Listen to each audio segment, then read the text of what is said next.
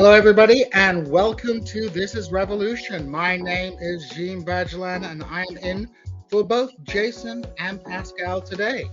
Now, you may be asking, where are Jason and Pascal at the moment? Well, if you've been paying attention, they are actually on their way to New York City for an exciting event tomorrow being held by Sublation Media. So if you are in the New York area, I just want everyone to remember you can go see them at 3 p.m. in the afternoon at Project Parlor in Brooklyn. There is a link in the description below.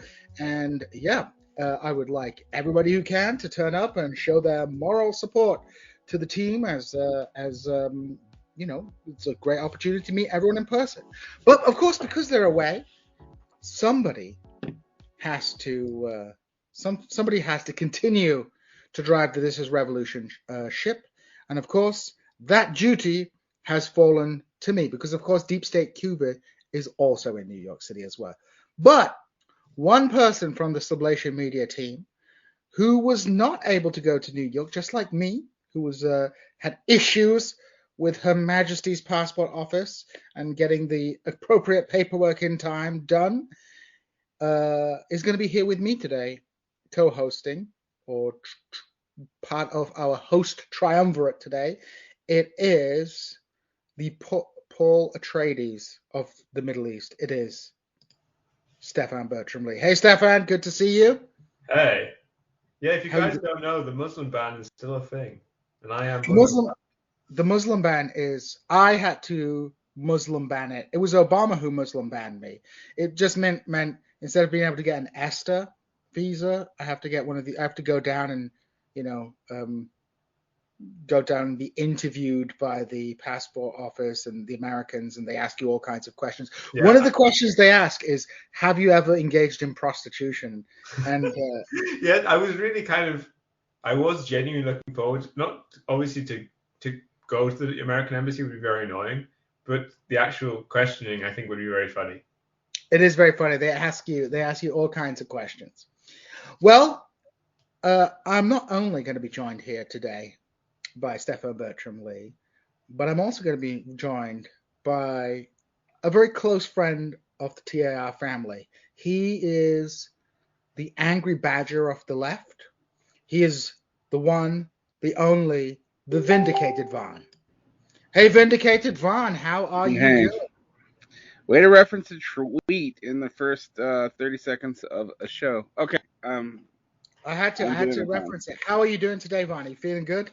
Yeah, I'm feeling okay, I suppose. I mean, we're in as we're going to be talking about today, everything's going to shit all at once. So everything is going to shit all at once, but it's all Susan Sarandon's fault. People on the Twitter are saying, well, Susan Sarandon doesn't have to worry about getting an abortion because she's rich. It's like, I don't think Susan Sarandon will be needing an abortion these days, but you know. I mean, people are talking about fucking Bernie. It's like, shut the fuck up. People are talking about all kinds of crazy shit, and I will have some things for us to discuss today. About, I think Roe v. Wade is kind of important. It's a touchstone moment. Even if it's confirming trends that have already existed, I think this is a very big symbolic and legal break that's taken place. And of course, there's some other things happening in the world, including a quite militant railway strike in the United Kingdom and the rise of Mickey Lynch as a media star, which is actually quite funny. But the main topic for today, which should be an exciting topic, an interesting topic, is the left and the French elections. So, you know, a couple of weeks ago, you know, a lot of people in the West have short attention spans. In the Anglo-Saxon world, should I say, have short attention spans. And we all thought it was over once Macron was reelected as president. We thought it was the game was done. You know, Mélenchon was out in the first round. Then it was Le Pen and Macron. There was the presidential. Nobody wanted the reformed fascisty one. Instead, they wanted the liberal type one, I guess, the alt-center guy. And then suddenly, because we don't follow politics very well, there's something else happening. So, Stefan, could you introduce our guest today who's going to be talking about the left in France and these parliamentary elections and what the hell is going on? So I guess today's Rémy, who I met during my master's degree. He had been cruelly and unfortunately tricked into coming to Essex University on the basis that Essex University had, I was going to say, that with a B team. That Essex This is the University TIRB team. had a radical reputation. He got there and didn't find anyone but me, but I'm great, so it's probably worth it in the end. Remy's been involved in the French left since a very young age. He's very precocious. He's worked in the European Parliament. He's been a big part of. I think he was like he worked in the media for France Awake, and yeah.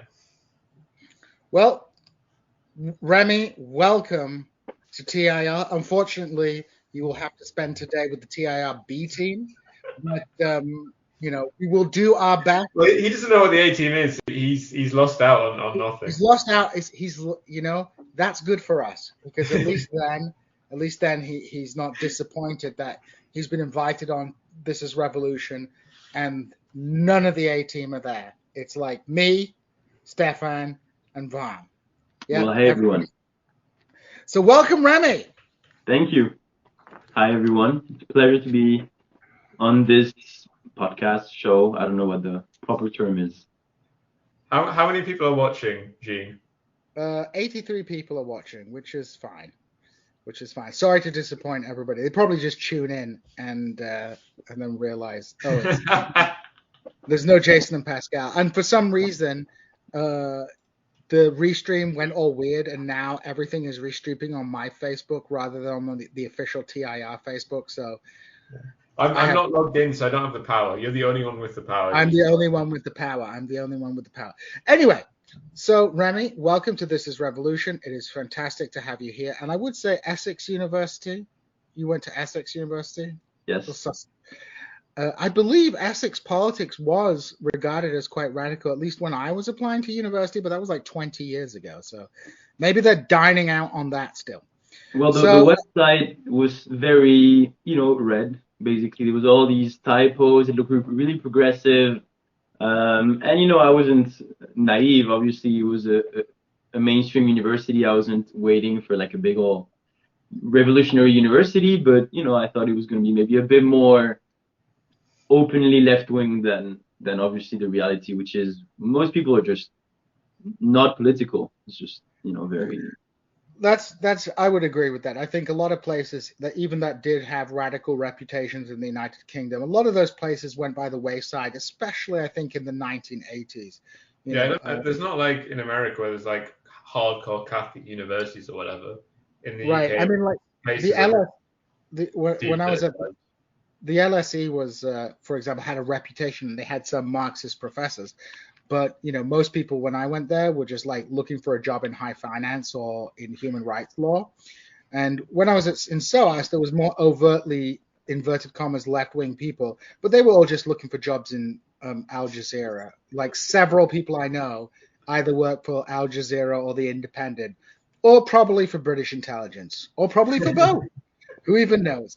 But that's the way that the university system works in the United Kingdom, and we'll move on from that. So we wanted to talk about with you, Rémy, about the French election. And let me set this up. I think a lot of people in the English-speaking world follow the presidential elections in France, and we're not paying attention to these parliamentary elections, which have been quite surprising, I think would be the word for many people. I think people thought that, I think people thought that the political game was up for another, couple of years until there was some new elections. But of course we have parliamentary elections. So could you, just to help us understand, what the heck is going on, could you start out by outlining briefly the structure of the presidential and parliamentary system in America, in France, and how these work? Because we're used to, in Britain, a parliamentary system, and in America, a presidential system, but France has a slightly different system, which is neither like the British Westminster model or the American strong executive presidency model. So could you talk a little bit about that structure and help us understand what the hell is going on? So France is a semi-presidential system. In reality, it's mostly a presidential system. The French president has the most power. It has actually a lot of power, so that's something that some people don't know. The French president is, in terms of institutional power, I think the president in all Europe that has the most power. Actually, now it might, I'm sure it actually changed, but like something like 10 years ago, the constitutional rights of the Russian president was actually less than the French president. I don't think it's still the case, but it's a good element of comparison. And the parliament has a very,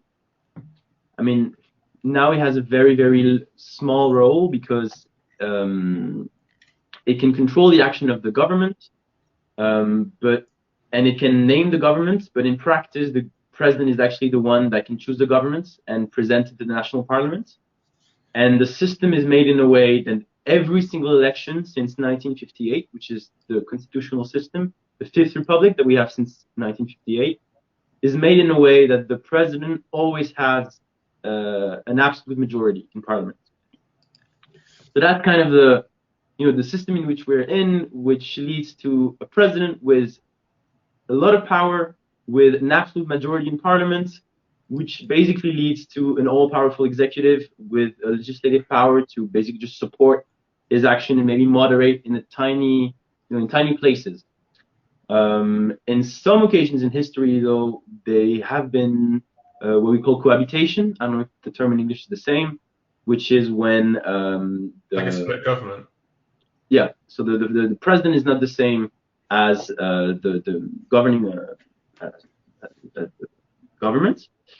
And this is basically what just happened in France right now. But the difference is, usually what happens in France is the president has the majority, but for example, his majority is not strong enough, or his own majority is divided inside his party. And so he decides to, I don't know how to say it in English, basically to break down the parliament, have new elections in the hope of having a stronger majority. And that happened like twice in history, and both times the other party actually won, leading to a different government from the president.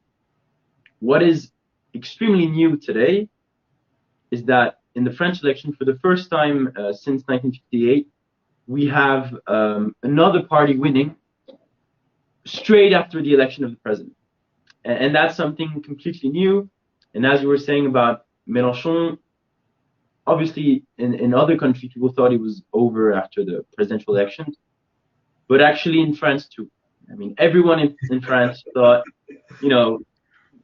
unfortunately, Macron won, Le Pen lost, this is the end, see you in 5 years. And even us, even inside our party, we were like, it's, we lost. You're still young, Rémy. Yeah, that's exactly what I thought.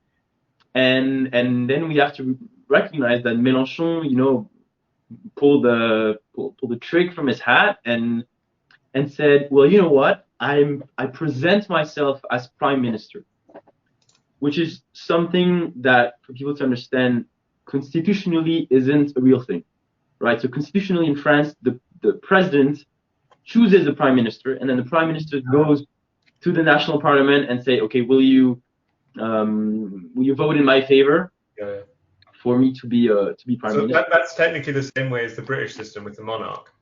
Right. Yeah. In that way, yes. Except that behind that, the prime minister doesn't actually have a lot of power. Yeah.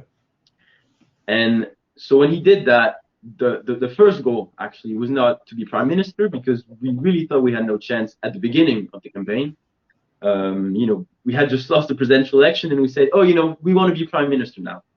But the goal really was to say, okay, we want this parliamentary election to be about beating Macron and not letting him have an absolute majority, not letting him do whatever he wants. And this was new. no one had ever done this in French history. Say, elect me as prime minister by electing a majority of parliamentary from our party. And Before this, we move on, could you talk a yeah. little bit about the French overseas departments? Because this is something which is very unique to France also. I think people don't really know about it, so if you could talk about that. So there's a lot to say. So basically, from our colonial history, France has a lot of overseas departments, which are now part of France as normal departments. And they are they basically suffer from everything we suffer in France times 10. So the destruction of our public system, the unemployment rates, the police violence, anything that you see in France is multiplied by 10, and is also less scrutinized by the media. So it allows for both companies and the government to actually, function in a way more violent way that they would on the what we call the metropolitan territory. So, and the result was that in these elections, Mélenchon did, scores in the presidential elections that were completely insane. And we didn't even believe it. During the day, political parties have the first results come back during the day before the media actually announced them, and we couldn't even believe it. In some departments. Also because like some of the territories in the Americas, so they're early time zones. So the first results came from the overseas territories, and they obviously looked very good for Mélenchon. Yeah, and way better even than 5 years ago in the presidential election before. We had scores like results like 60%, 70% for Mélenchon in the entire department. There were jokes about, it was Soviet results that we had in these elections. And the weird thing is in the second turn, in the second round of the elections against Macron, the vast majority of these departments voted in favor of Le Pen. But like by far, as in like 60, 50, a tiny bit less than Mélenchon, but still a majority. And it has to be noted, those are territories where the majority of people are not white. And so the vote for Le Pen was very surprising. There was a lot of discussions around it, and it was really the proof of how much Macron is hated in France.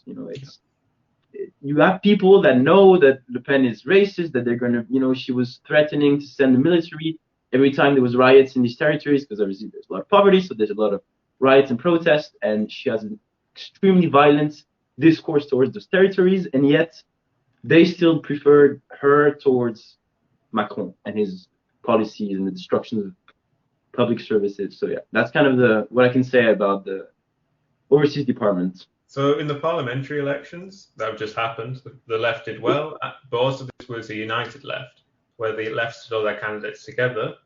But in the presidential elections, this was not the case, and the left was split. There was Mélenchon, but there was also a communist candidate, and there was also a green candidate, right? Yes. So there was even a socialist candidate, which did a terrible score. I forgot about them.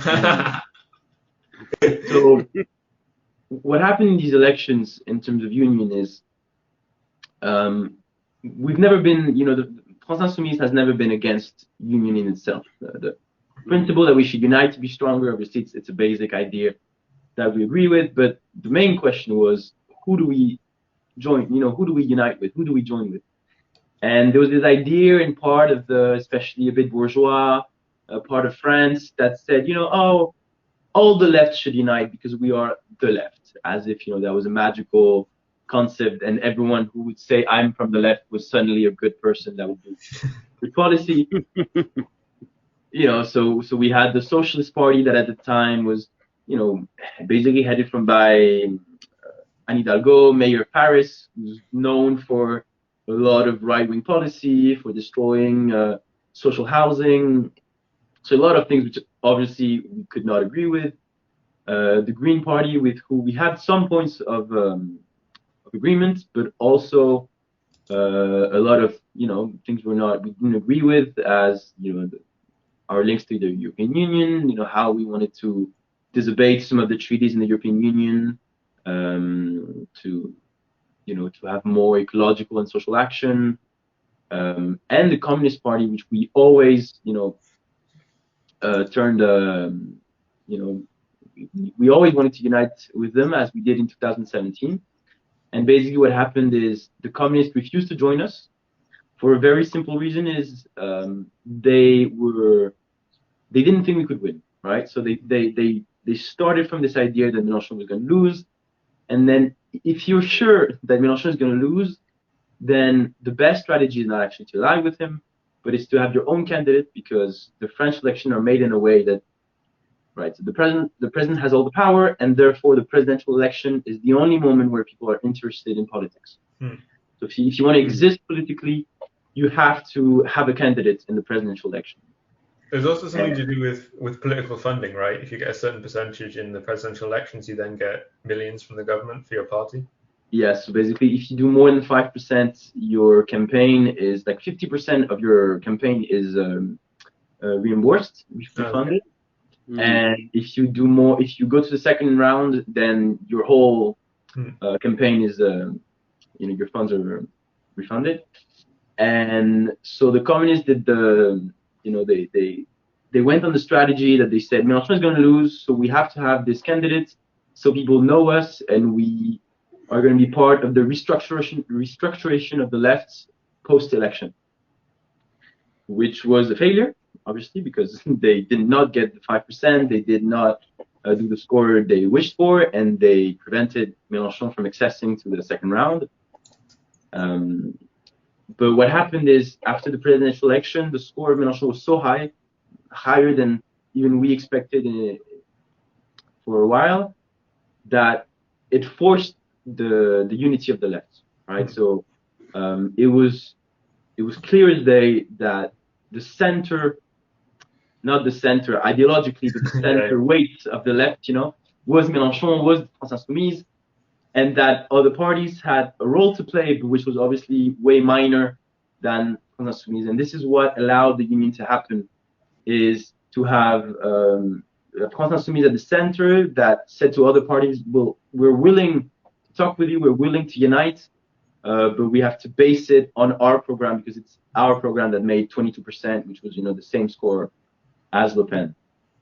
And this is how we had a discussion, and this is why it's so historical. The French left has been united before, but never on a radical program, never on the radical side of the left.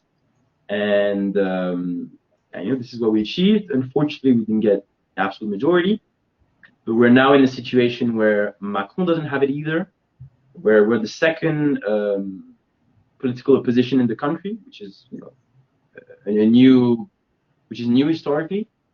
And now we're going to be talking about it later, but it is a very messy situation in French politics. Yeah. And it was 31.5% you got on the popular vote. Yes, yeah, it was very strong.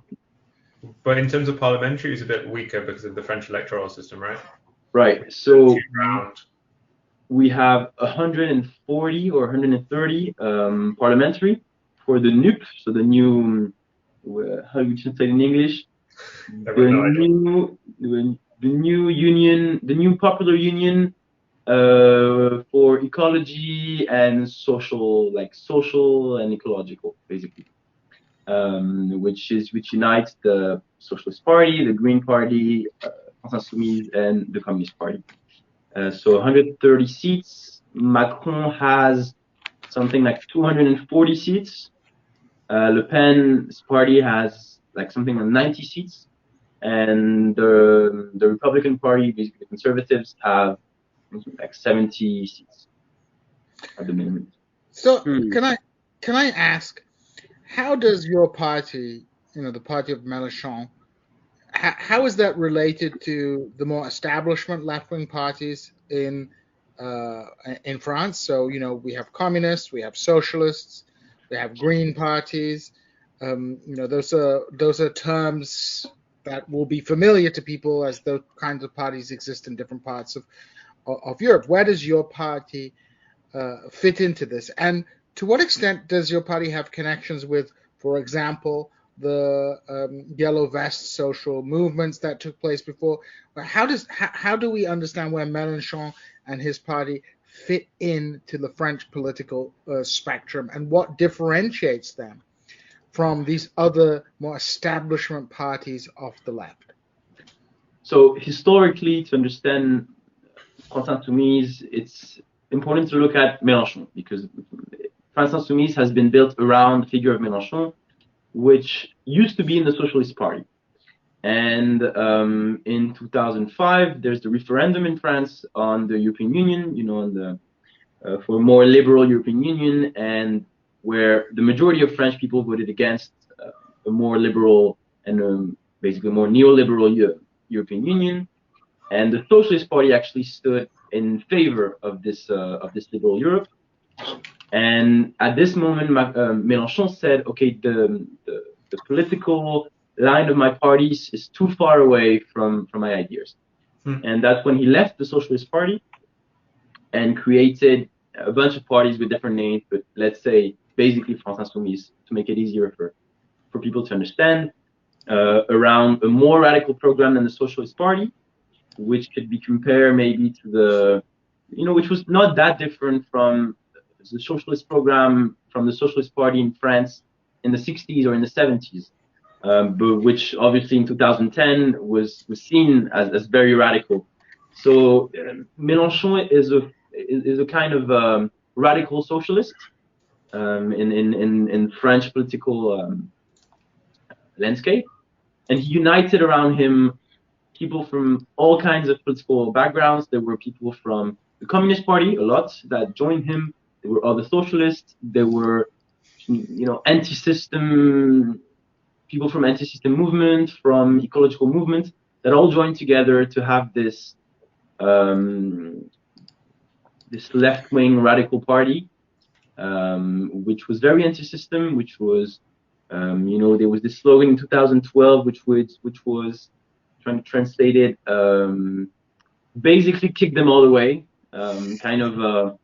it was may they all go, basically, they should, all those parties should go away and renew the whole political party system with populist rhetoric, and I'm using these terms in the positive kind of in the positive way.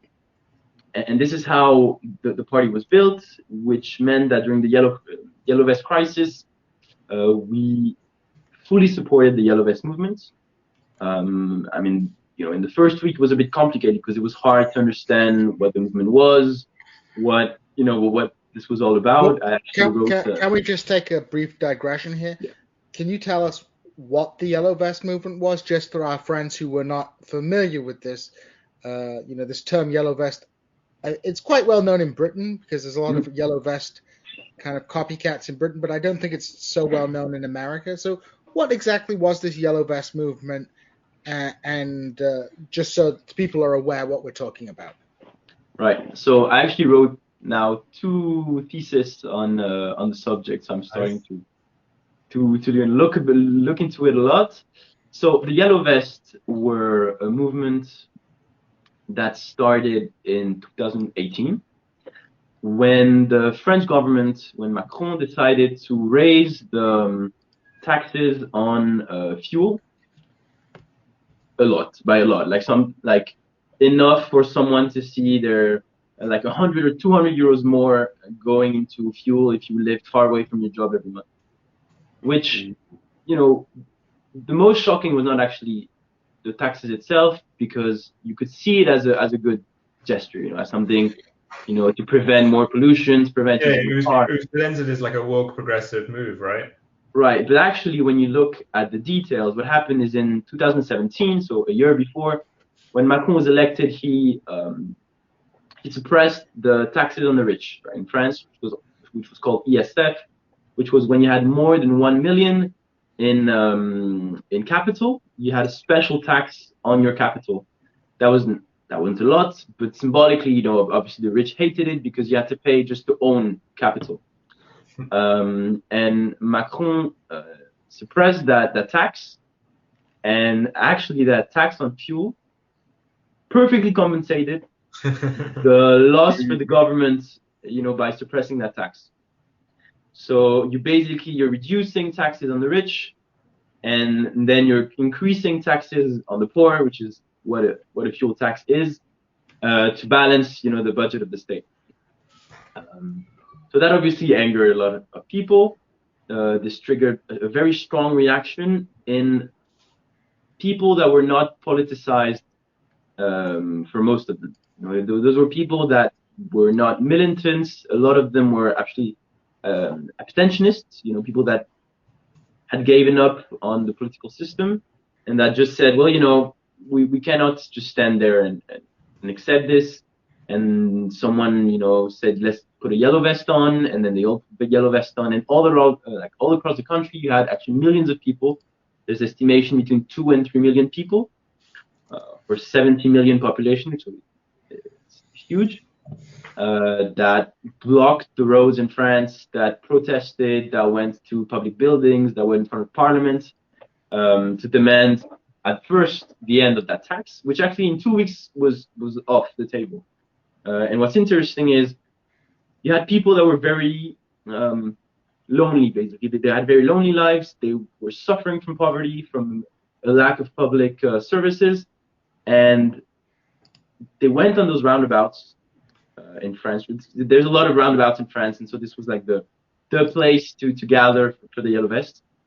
And they suddenly realized that they were not the only one suffering from all these problems. And so it started from a very individual mindset, which was myself cannot pay for the fuel, and turned into, wait, I can't pay and he can't pay and none of us can pay. Why? Because we have this problem and we can't access this. But why is it that all of us have this problem? And so then they were looking for responsibles, for the reasons why this happened. And it was amazing. They collectively developed a political conscience, and a very radical one. You had people that were right-wing, you had people that were very liberal, and all these. You had Macron voters in these people that suddenly, by their own experience and by talking to each other, became, basically left radicals. And the reaction of the government was extremely violent. You had a government that did not accept. Macron has this very authoritarian logic, which is he thought he was elected and that he was gonna change all of France in a Reagan Thatcher way, a very neoliberal mindset, And even his book that he wrote before the 2017 presidential election was called Revolution, which I find funny, but it's actually understandable because if you look at different ideological movements in all across the world, there's actually only 3 that talk about revolution. There's obviously socialist, communist, Marxist movements. There's the fascist movement that talk about revolution, and surprisingly enough, the neoliberals, which if you look at some of the books of Hayek or Friedman, they use the term revolution a lot because they believe that you need a very strong change in the economic system that's actually accompanied by the state in order to push for a neoliberal agenda, to push for a neoliberal economic measures, destroy public services. And so that's what Macron did, and he was so angered by the fact that Yellow Vests stopped his policies that the response was extremely violent. You had people that died, you had a lot of people that lost their hands, that were wounded. That includes me, which I was wounded in the Yellow Vest movement protest, and that's why the Yellow Vest actually ended. That's one of my research in my thesis with a roundabout, a Yellow Vest roundabout. And when I asked them, why did you stop? Why was it? Just because you had enough? Was it because you didn't think it was worth your time? And they all told me, no, it's violence. We're afraid. It's that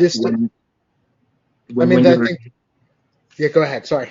Yeah, no problem. When you're hit every time you protest, when you see people that are 80 years old being hit by the police, but also economic sanctions. What happened is they forbid Yellow Vest to protest completely. Like you couldn't wear a yellow vest and be anywhere in France on Saturday. It was forbidden, and if you did, you had I think it was 100 euros basically. And then if you did it a second time, it was 300 euros, and then if you did it the third time, it was 1,000 euros.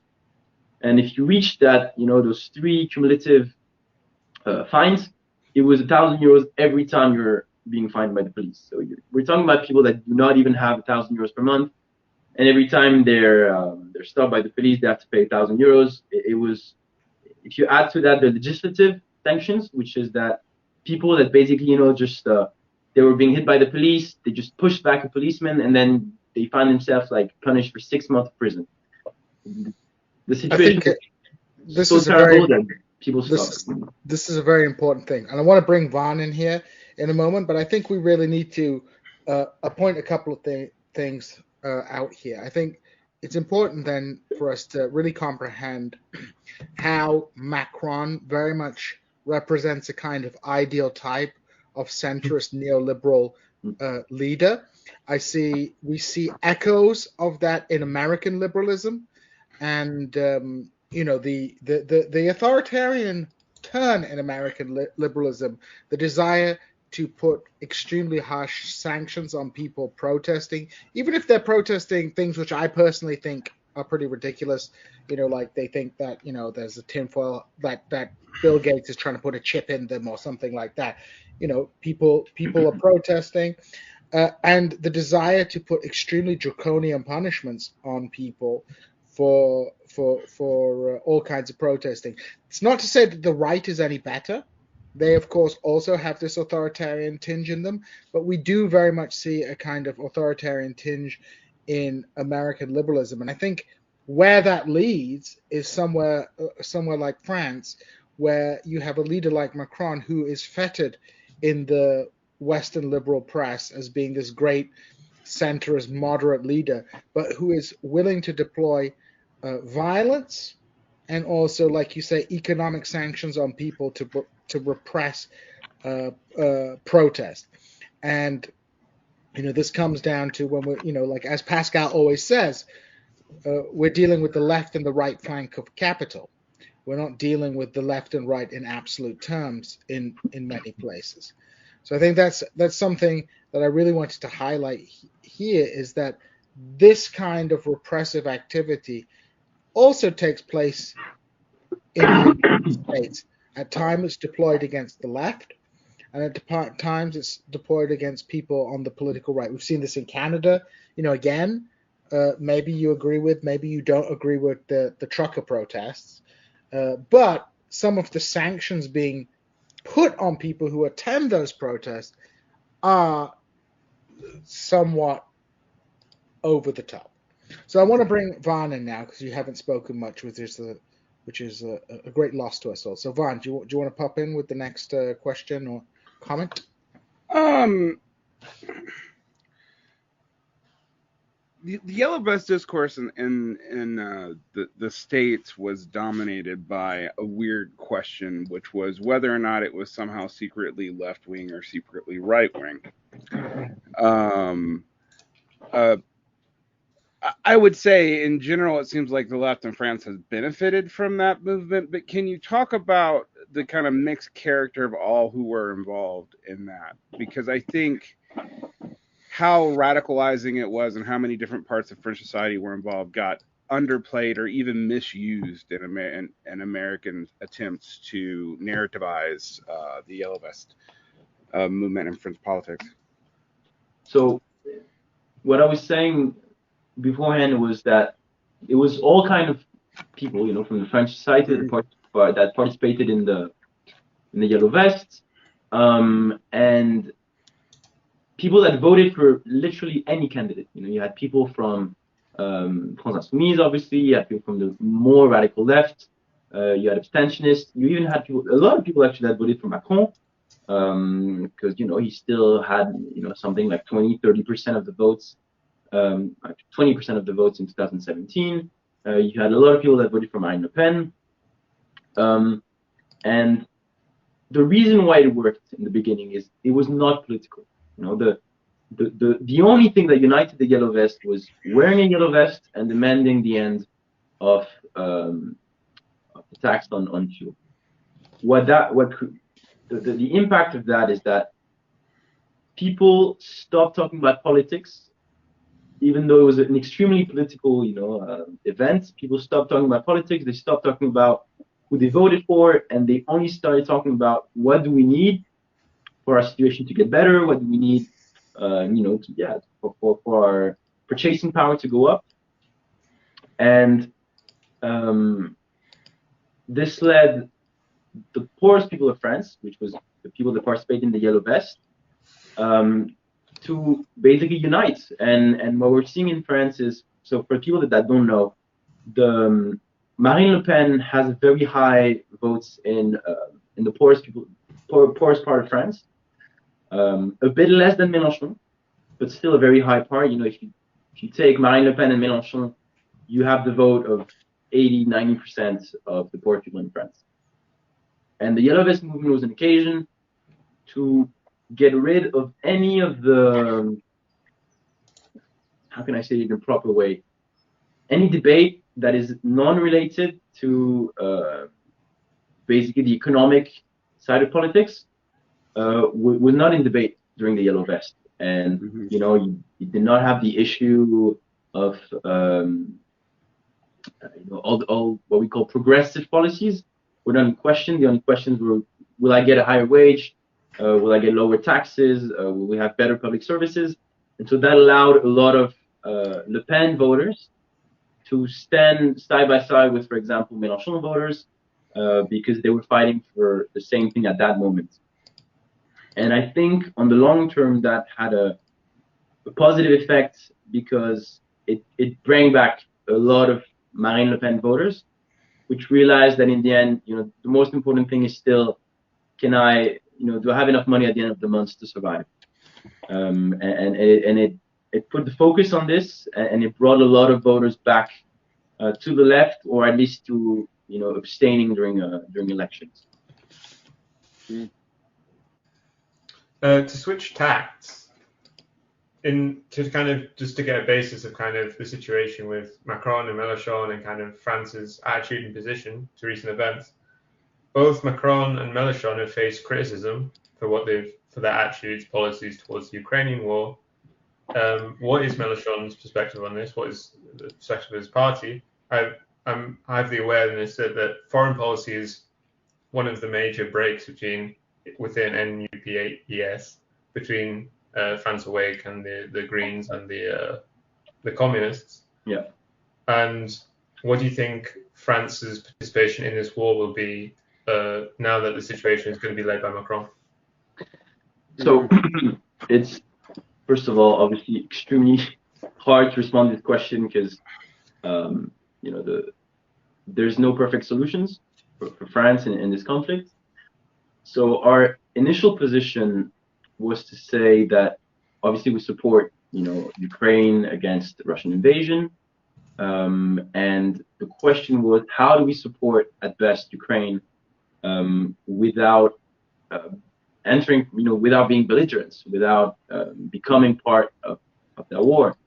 And the position of Mélenchon was saying this, we have to do everything in order not to go, not to enter war with Russia, because we have absolutely no interest in this.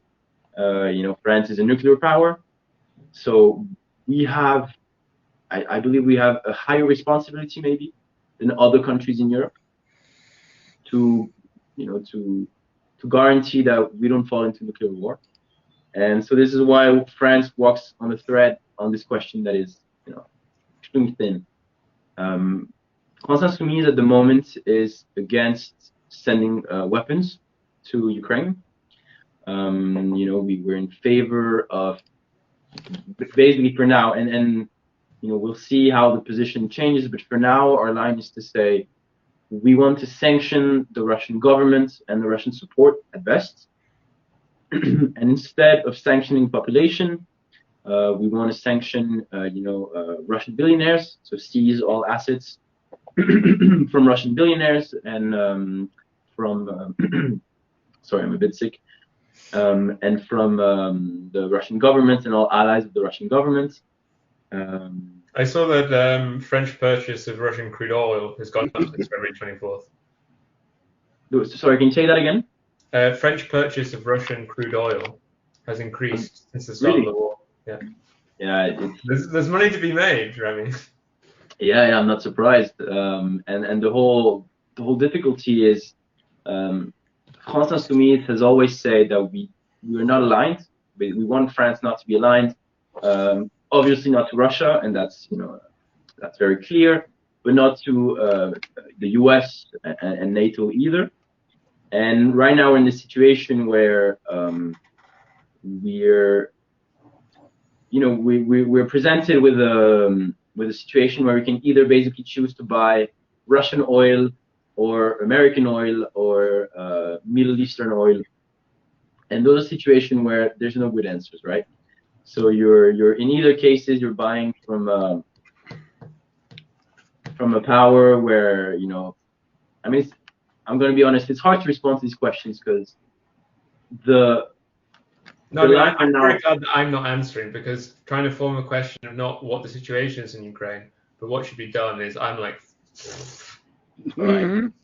So maybe if you have a clearer question that I could answer that is more, on the current line more than what has to be done. I do have a question. It's like a two-parter. Could you outline a little bit specifically what the program is of this new alliance? You mentioned at the beginning, Mélenchon put himself forward as a PM. What is the program that you want to drive through, both at home or primarily at home? You've mentioned a bit about international, but as we know, that's a very difficult question because you come up against the career bureaucracy, the foreign policy establishment, and also the fact that it is very difficult to chart out an independent path, for example, on energy. You can complain about American oil, you can complain about Saudi oil, you can complain about Russian oil, and let's just also say France is not some innocent sort of third world imperialized country.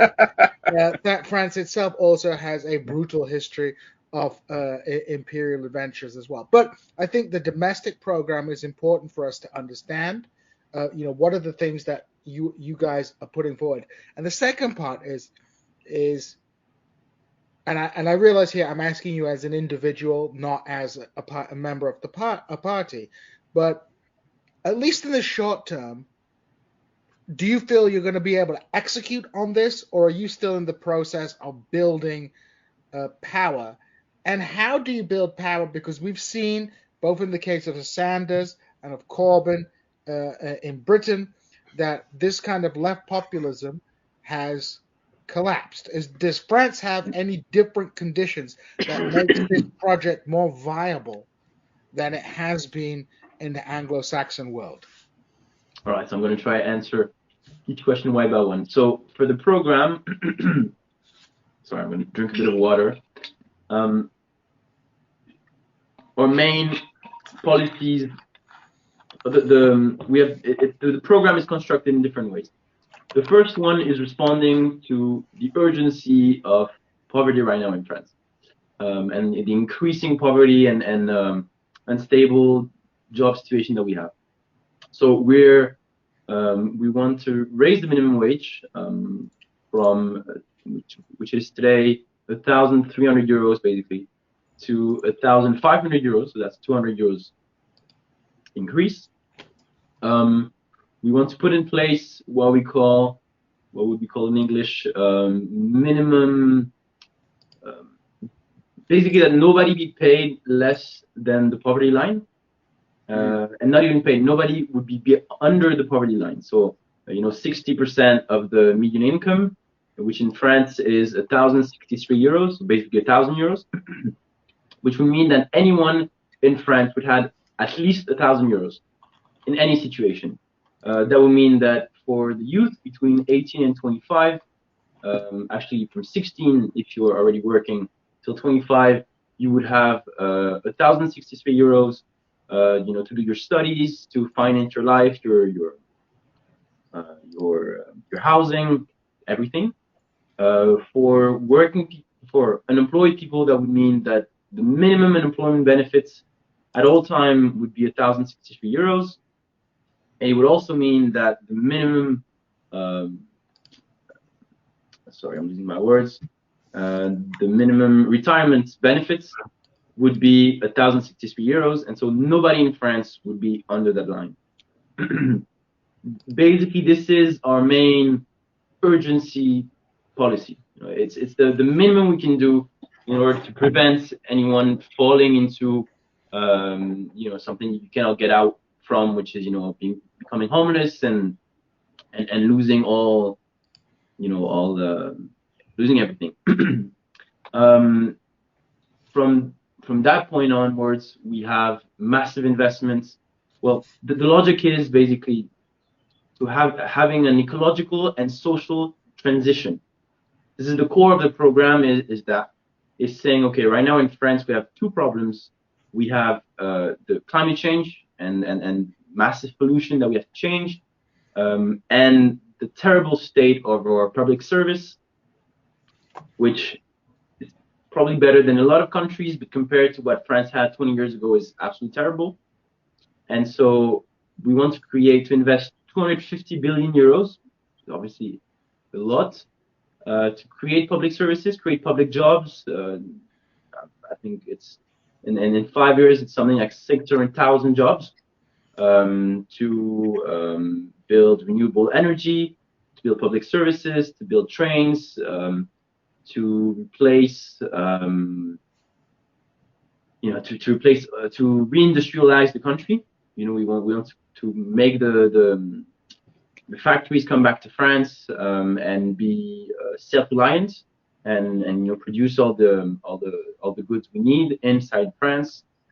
Have, in terms of agriculture, we want this ecological transition to apply to agriculture by going back to I don't know how you say in English. We call it in France basically a farmer's agricultural policy, meaning that you deindustrialize. I mean, you use less machine, more technique, less polluting technique, which require more farmers, but at the end pollute less and gives a better and a better quality of food. If this is clear. I don't know if I'm missing any other point from the program. But no, that sounds covering the important things. What was the questions again? Well, the other question was like, how likely do you think you are to succeed in this program in the short term, and how are you going to overcome the obstacles that brought the Sanders movement and the Corbyn movement, which I think we could broadly say are comparable, brought those to an ignominious end? Are there any factors in France that will make it more likely that this kind of left populist challenge will be more successful? So to answer, we have to go back to the very complex discussion around how the French Parliament is looking today. And when I mean it's complex is, to be very, very honest, the vast majority of French today do not understand what's happening. And I don't mean it in a bad way or anything. It's just France has never had this situation before, and nobody understands a thing about what happens. So we have, the left-wing alliance that has basically 1/5, a bit more like 1/4 of the parliament, 150 seats. You have Macron's party, which has less than 50%, something like 40% of parliament, and then the rest is being split between, so maybe, you have another 1/4 that is being split between the conservative and the far right. Now, the situation is Macron cannot name a new government, because if he goes in front of parliament and asks for, the parliament has to confirm the new government, and the majority of the parliament is against Macron. Because if you add the votes of the National Front, of the Conservatives, and of the Left-Wing Alliance, there is an absolute majority against Macron. And all of these parties have said that they would oppose Macron. right? So there's not these, which something that could be expected is the conservative allying with Macron to govern, right? But the conservative are in such a weak state in France that if they ally with Macron, it's the end of the party, right? Macron would basically eat them up, absorb all of its members, like it has already done actually a lot. And so the Conservative Party has absolutely no chance, not no chance, but has for now stated that it would not ally with Macron. The far right obviously said it would not ally with Macron, and obviously the left-wing alliance has said it would not ally with Macron. So the situation is extremely unclear, and the question is, can Macron actually govern, right? We're in the situation that countries like Belgium have experienced, where there's no governments. I mean, for now there's a government in France, but we could end up in a situation where there's no government. If Macron doesn't make any alliance, he will have to govern basically alone, and every proposal that he would put forward to the national parliament will not be voted. So the question is Macron willing to basically spend 5 years doing nothing, which is an option, right? He could just say, well, I will form, I will keep the actual government, because as long as the current government stays, the national parliament cannot overthrow it, except if it gets a majority of parliament together. But that would mean, I don't know if people are still following, because it gets complicated. But if so the situation is like, it's not like the British system where a majority can just vote the government out. They need to form them within themselves a new government, and obviously because the far right and the far left can't form a government together, they can't form an alternative, so they can't get rid of the present government. No, so they don't have to form a government together, except France doesn't have the parliamentary culture that British has, right? And so because of the presidential system, parties never have to vote together, right? There's not this culture of doing concessions and negotiating in order to pass laws, because the president always has majority. So why would you vote with other parties if you don't need to? And so what happens is the far right would never vote with France Insoumise. France Insoumise would never vote with the far right, which would never vote with the conservatives, because their elector would say, well, you're allying with them, even though it's just a vote. The idea of co-signing a text together would be seen as treason. Even if it's just a dissolution bill? I mean, I think it would be a good idea, because just voting out Macron would not mean allying with any of the conservatives or the far right. But what would be sure is that basically, so one of the group has to put the text forward, and then the other party. So who gets to start? Right. Obviously, So the conservative will say, well, we'll vote them out. Yeah, the conservative will say, well, we'll vote them out, and we're going to say, yeah, but like, how about you vote our resolution? And then the far we say, no, like, we agree, but then you have to sign our resolution. So it's not that, like, the probability that the government is voted out is actually not that strong.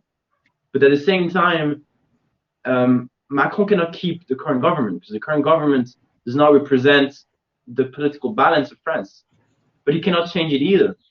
So for now, the only solution he has is keeping the current government, but not being allowed, like not being able to pass any laws in parliament. So Macron can't dissolve parliament and form new elections, or can he? He can. So that's the other option. So either he tries to pass laws, but there's a good chance that none will pass, except some economic policies that the conservative will vote with him, or he can, dissolve parliament. But the problem with that is, he'll most probably lose harder. Yeah, he could lose hard. I mean, yeah, so lose more. It's a big like it happened in France history before. We've had presidents that had a relative majority because some of people in the party left during the term, and then had new elections and lost more. So the best option for Macron is allying with the Conservative Party, or even passing laws in parliament without changing government. But for now, they'll need the votes of the far right. And actually, you know, if you allow me 5 minutes to read, you know, I have a little list of what the French government has said about the far right since the new elections, and it's quite terrible. It's quite terrible because the you know, the party that presented itself as the opposition to fascism, you know, the one party that we should vote for in order to prevent Marine Le Pen from accessing its power, now understands that they need this party to govern. Because one thing, I'm sorry, it's another bit of detail, but that's very important to understand, is there's a thing in the French Parliament which is called the Finance Commission. Mm.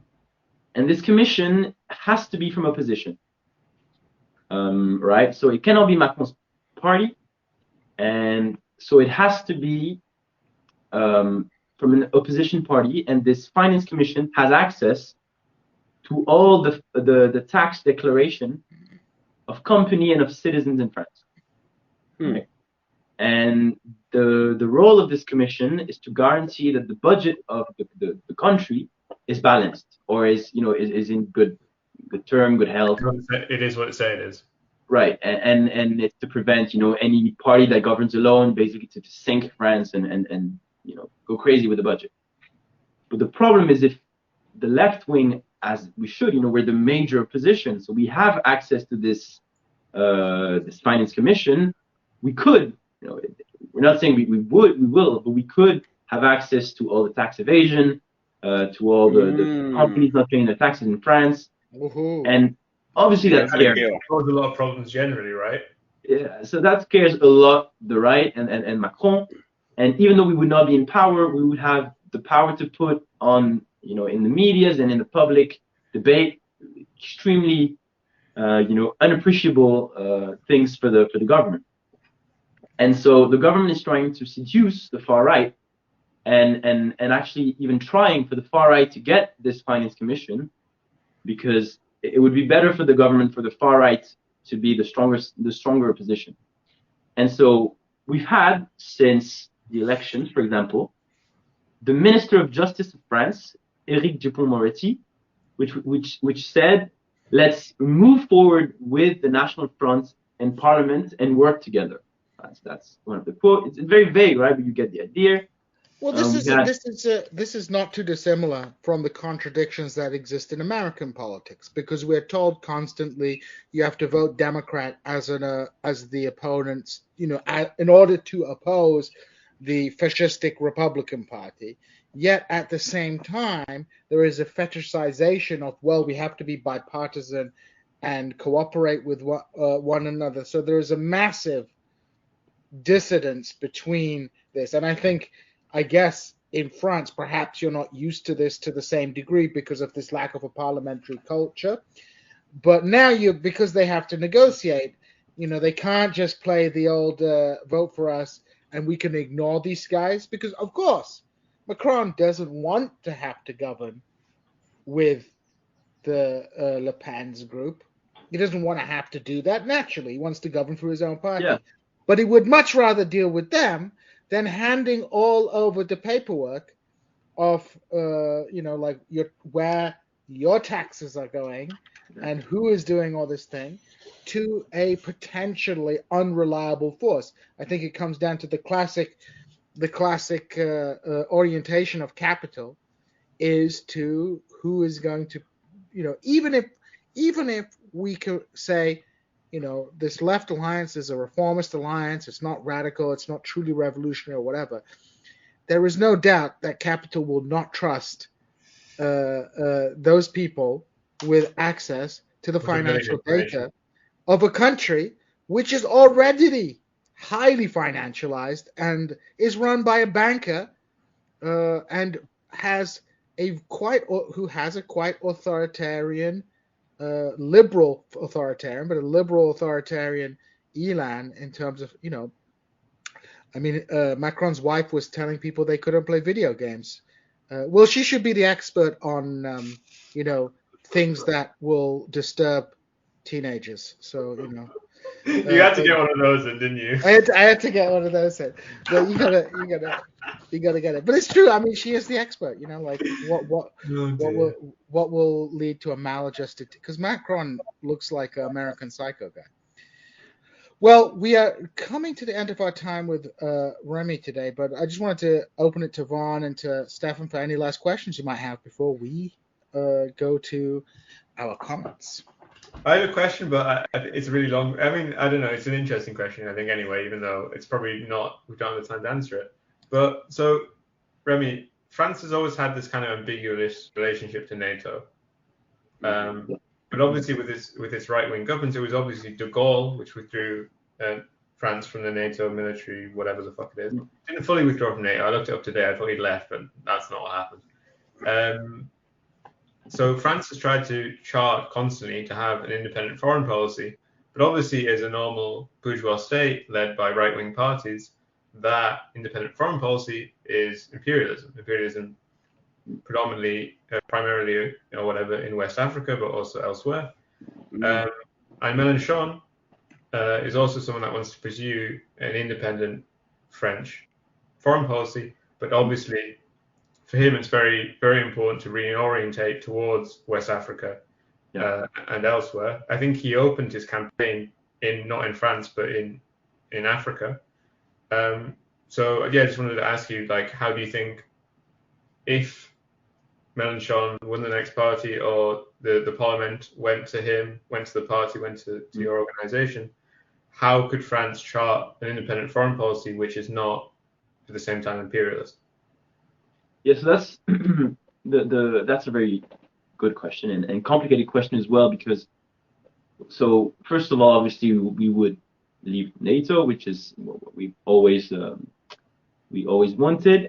It's going to be a bit more difficult than before because there was a very strong anti-NATO sentiment in the French population, which obviously is a bit stronger now. I mean, pro-NATO now than before for obvious reasons. So we'll see how if it's possible even to leave NATO. If the majority of your population is against it, you have to use arguments and use time to persuade the majority of the population that it's a good thing. And once we do this, France has, once you're independent, you have to choose how you behave on the international scene. And France has three major regional links. Actually, let's say four. We have obviously the Atlantic, which is part of France. Half of our border is the Atlantic Ocean, which I think it's part of the world we were linked to enough. We have Europe. We have Europe, which is obviously, I think we're integrated enough in Europe. And then we have two other international scenes. We have the Mediterranean, which is, we're one of the major countries, and actually the first economic power of the Mediterranean. And so France Insoumise really has this objective of having a Mediterranean union and having making the Mediterranean an economic power, and that benefits everyone in the Mediterranean Union, especially obviously the poorer country today, that do not benefit from the all the wealth that the Mediterranean could be producing. So that's more on the economic side, and then on the cultural side, we have, unfortunately, due to the colonial past of France, very strong links to a lot of African countries, especially in some parts of East Africa and North Africa in general. And so the idea is to say that today these countries do share a culture with France. It's linked to colonization, but now they speak French. They share cultural links, and the question is, okay, now how can we use this bond to make the most out of, make the most for everyone? France is projected to be in 2050 the most spoken language, second most spoken language, I think, in the world, behind Chinese. And so what we want to do is build, a cultural alliance altogether, which is for art, cinema, music, which would be mostly financed by France, because obviously it's the country that has the most money. and that would allow, but you know, in a horizontal union, that would allow to develop culture from African nations, from French-speaking nations, including Quebec in Canada, and have this very powerful cultural union that speak French. We would, you know, have we want to develop a French-speaking space university. Basically, the idea is that we want to build, you know, knowledge around space, which is something that France has a lot of advance in, and share it with all of African nations that speak French, having all those, you know, cultural alliance with them. So it's a pretty big project, but basically building an economic alliance in the Mediterranean Union and a cultural alliance with all French-speaking countries by trying not to be neo-colonial, you know, and that's the hardest part, is how do you build that without France, you know, controlling that alliance. And, yeah, no, I think it's obviously something which, yeah, people will have problems with it, and it's kind of, yeah, it's very difficult to achieve. But I think it's very important that kind of the French left actually has kind of like a serious program of what it would do internationally, which is distinct from the right and also like significant, which I think is really lacking basically everywhere else. Eugene, you're muted. I think you're totally correct there, Stefan. Beyond stating what we don't want, the Anglo-Saxon left in both Britain and the United States, and I mean here the reformist left too, you know, does not have a concrete program of what it wants to achieve internationally. I mean, if you're like a Leninist or a Trotskyist or a revolutionary, you know, your answer is quite simple. You want international proletarian revolution. But if you're posturing as a reformist, as, you know, someone who wants to see a Sanders presidency or a Corbyn type person as prime minister, well, then a lot of their work time is going to be spent in international affairs. And whereas the reformist left in the United States and Britain does have a program, you know, like better social services, healthcare, it has not articulated any serious kind of foreign policy, and doesn't seem to have any conceptual framework in the way that it will develop foreign policy. Now, whether you're a revolutionary or a reformist, you know, that's, you know, I'm not making a critique on that. I'm saying that if you do believe in a social democratic reform program and you do believe in taking power through parliamentary means, a big proportion of what you're going to be doing is dealing with foreign policy. And I do not see a serious conversation taking place on the Anglo-Saxon left about how to unwind empire, how to, you know, beyond saying like, you know, America bad, end imperialism. Those are slogans, but they have to be actualized and concretized, right? You know, how do you unwind empire?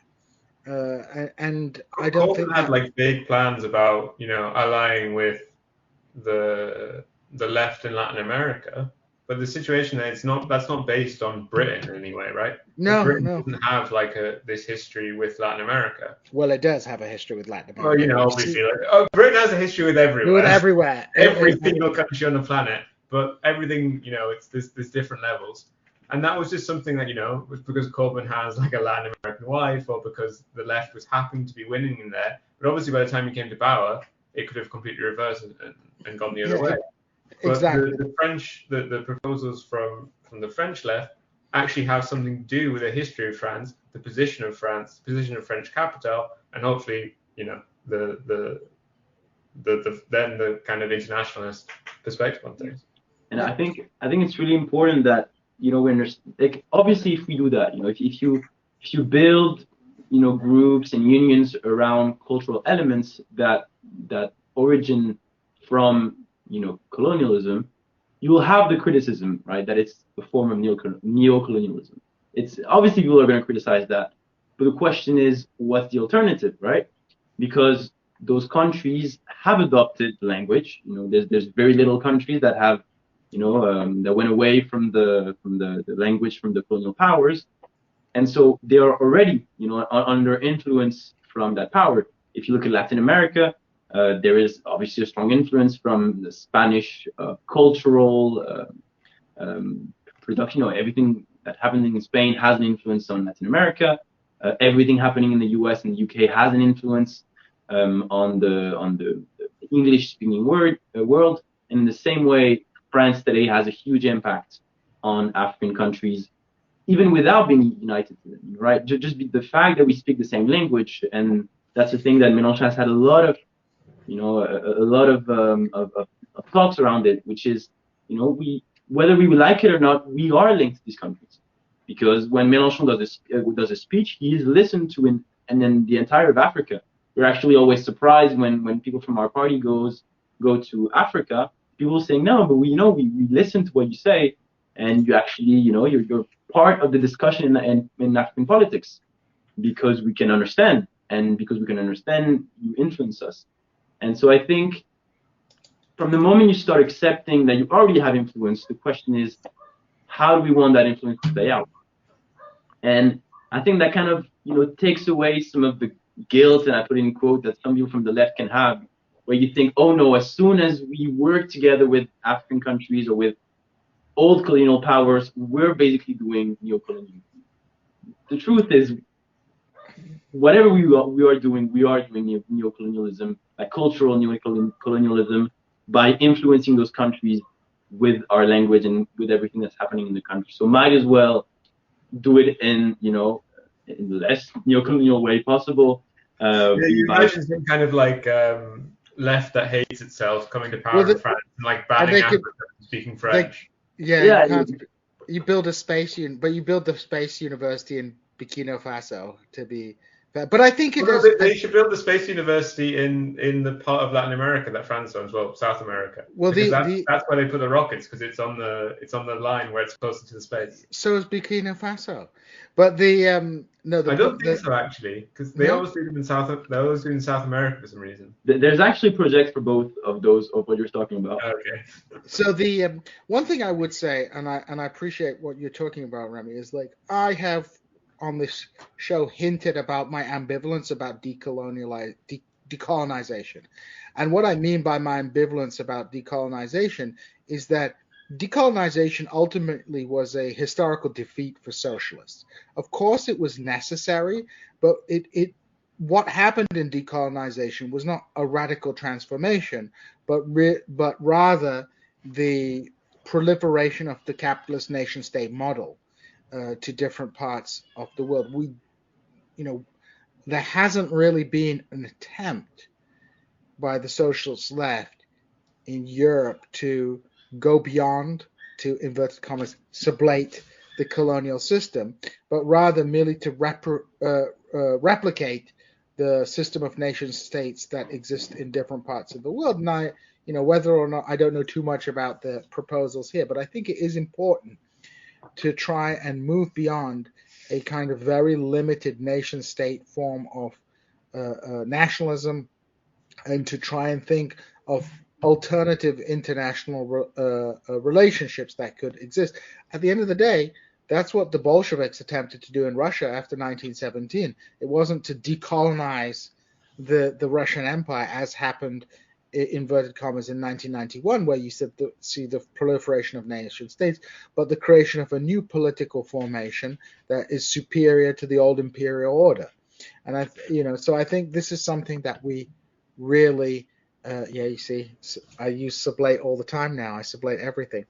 But one thing I want to thank you, Rémy, for joining us today. And I thought it was a really fruitful discussion, and I think we definitely have to have you back on again in the future to talk more about perhaps foreign policy. When we've got the Haitian on, and it can be much more fractious. Yeah, we can get the Haitian on, who will definitely push back on the French community of culture thing, unless you're going to put a Dessalines statue up on the Eiffel Tower and guillotine, all the people he doesn't like. But Rémy, thank you so much for joining us, and thank you for inviting me.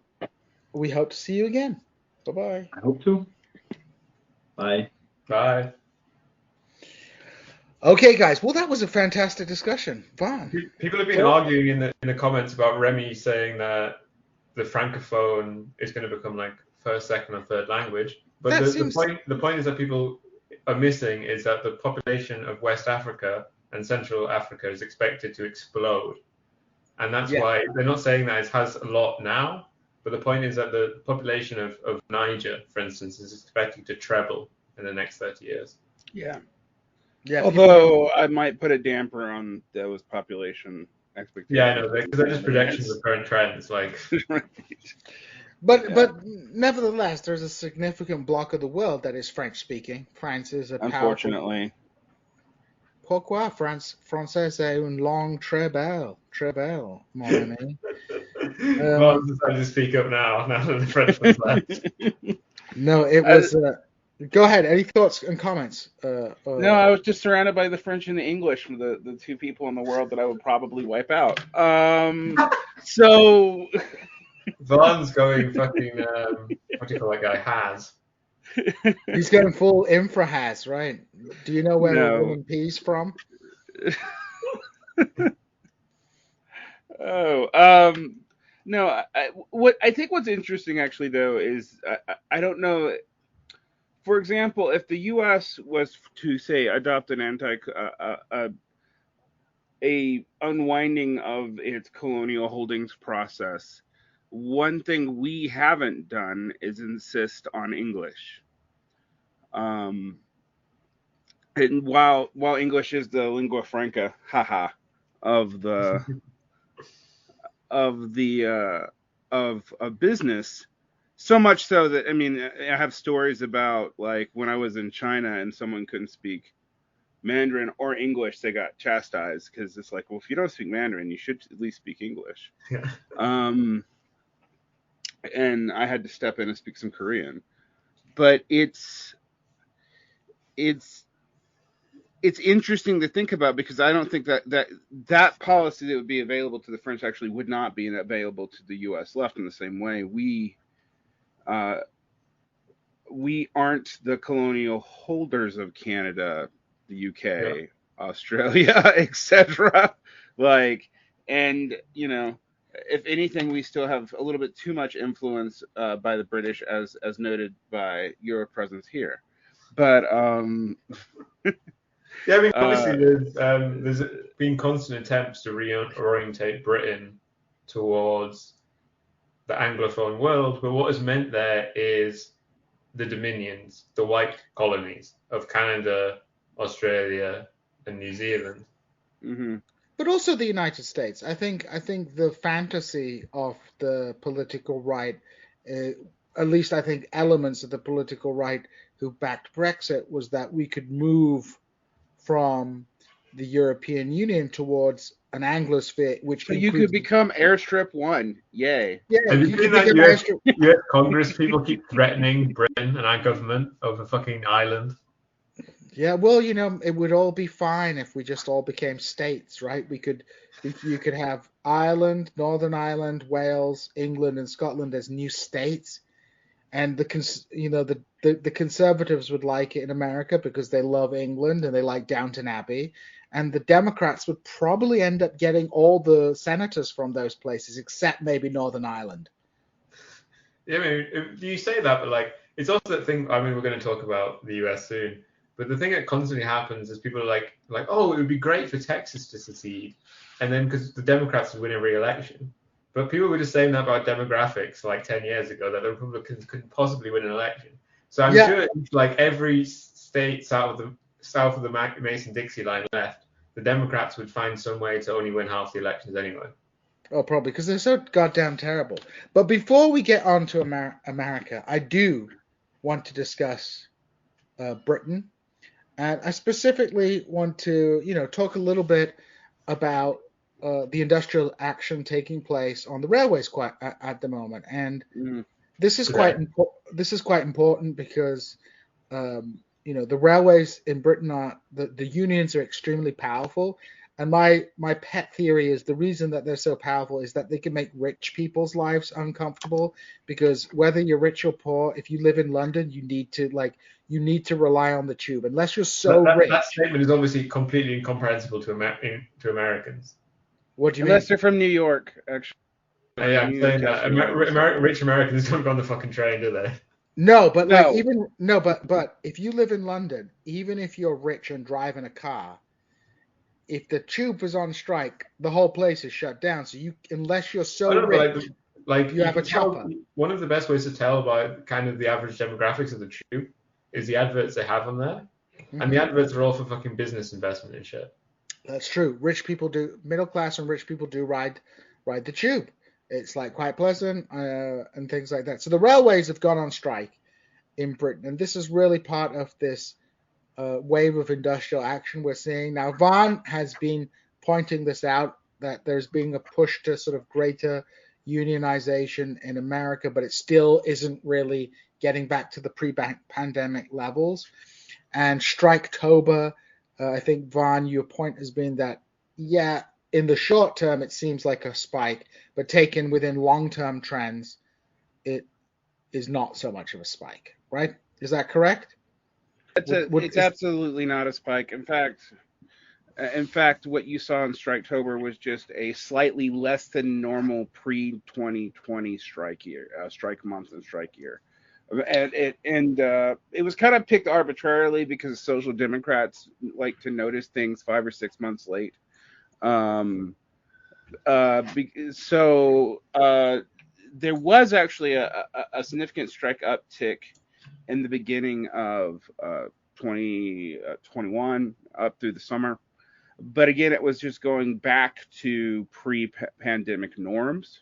And then Striketober happened, and it was actually lower than pre-pandemic norms. So it was lower than 2019. This is because it was declared, lately by people who didn't really know what was going on. We have seen a fairly massive unionization drive in retail and in some degree in logistics, mostly at the Amazon plants. But we haven't, and I'm going to get a lot of pushback for this because it's going to make it sound like I'm accusing Starbucks employees of being elites, which I'm absolutely not. But what we haven't seen is like massive franchise unionization or unionization in things that are not attached to higher end progressive neighborhoods, which Starbucks almost inadvertently is. And so while there's a lot of good news on the unionization front in the United States, it's being oversold by people often as this proof of a giant union, explosion, and that's not the case. And a lot of states, by the way, in the United States, crushed public sector strikes during COVID. They just crushed them outright. There was a case in Maine in 2001 where they basically said that under the circumstances of COVID, that like our railway people couldn't strike in that state, which effectively also spiraled out and depressed striking in states that wasn't under that jurisdiction. And so one of the reasons why you don't see the kinds of labor actions that you see in a place like London or France is because we are so highly federated and so regionally organized in our power bases that unless it's the New York subway, even the DC subway could probably shut down. And DC is one of the cities where I have seen well-off people actually use the train. But that's it. But even that would not shut, probably wouldn't have the kind of regional import as the tube shutting down. It's just nothing compares to that in the United States. There's not a logistic choke point that could do that in the same way. Now, in Britain, I think what we've seen, and I'm going to show everybody a clip here. We've seen this, we've seen the right-wing press pull out all the stops to demonize the railway workers. And they really have. I mean, I was looking at the headlines today. It's all the classics like Back to the 70s, Winter of Discontent, all these like. It's June 25th. Yeah, I know, it's insane. But it was the solstice 4 days ago. I know the union leader, who I have up here, Mickey Lynch, has proved remarkably deft at dealing with the media. So just for those of you who haven't seen, I just wanted to, give you all like a little bit of his video to see what's been going on and to see how he's been dealing with it. Doing full-time jobs, who are having to take state benefits and use food banks. That is a national grace. What will they do if agency workers try to cross those picket lines? Well, we will picket them. What do you think we'll do? We run a picket line and we'll ask them not to go to work. Direct lie. If you are a Marxist, then you're into revolution and into bringing down capitalism. So are you or aren't you? Richard, you do come up with the most remarkable twaddle sometimes. The unions don't tell me who I am and whether or not I'm working class or whatever, any of those sorts of things. I didn't tell you weren't working class. I don't even know your name. That's a lie. You can see what picketing involves. I can't believe this line of questioning. Picketing is standing outside the workplace to try and encourage people who want to go to work not to go to work. What else do you think it involves? You've also lied that we left negotiations on Saturday and went to a rally. There were no negotiations scheduled for Saturday. You are a liar. The pensions of our members are going to be decimated. They're going to make us poorer not only while we're at work, but poorer in retirement.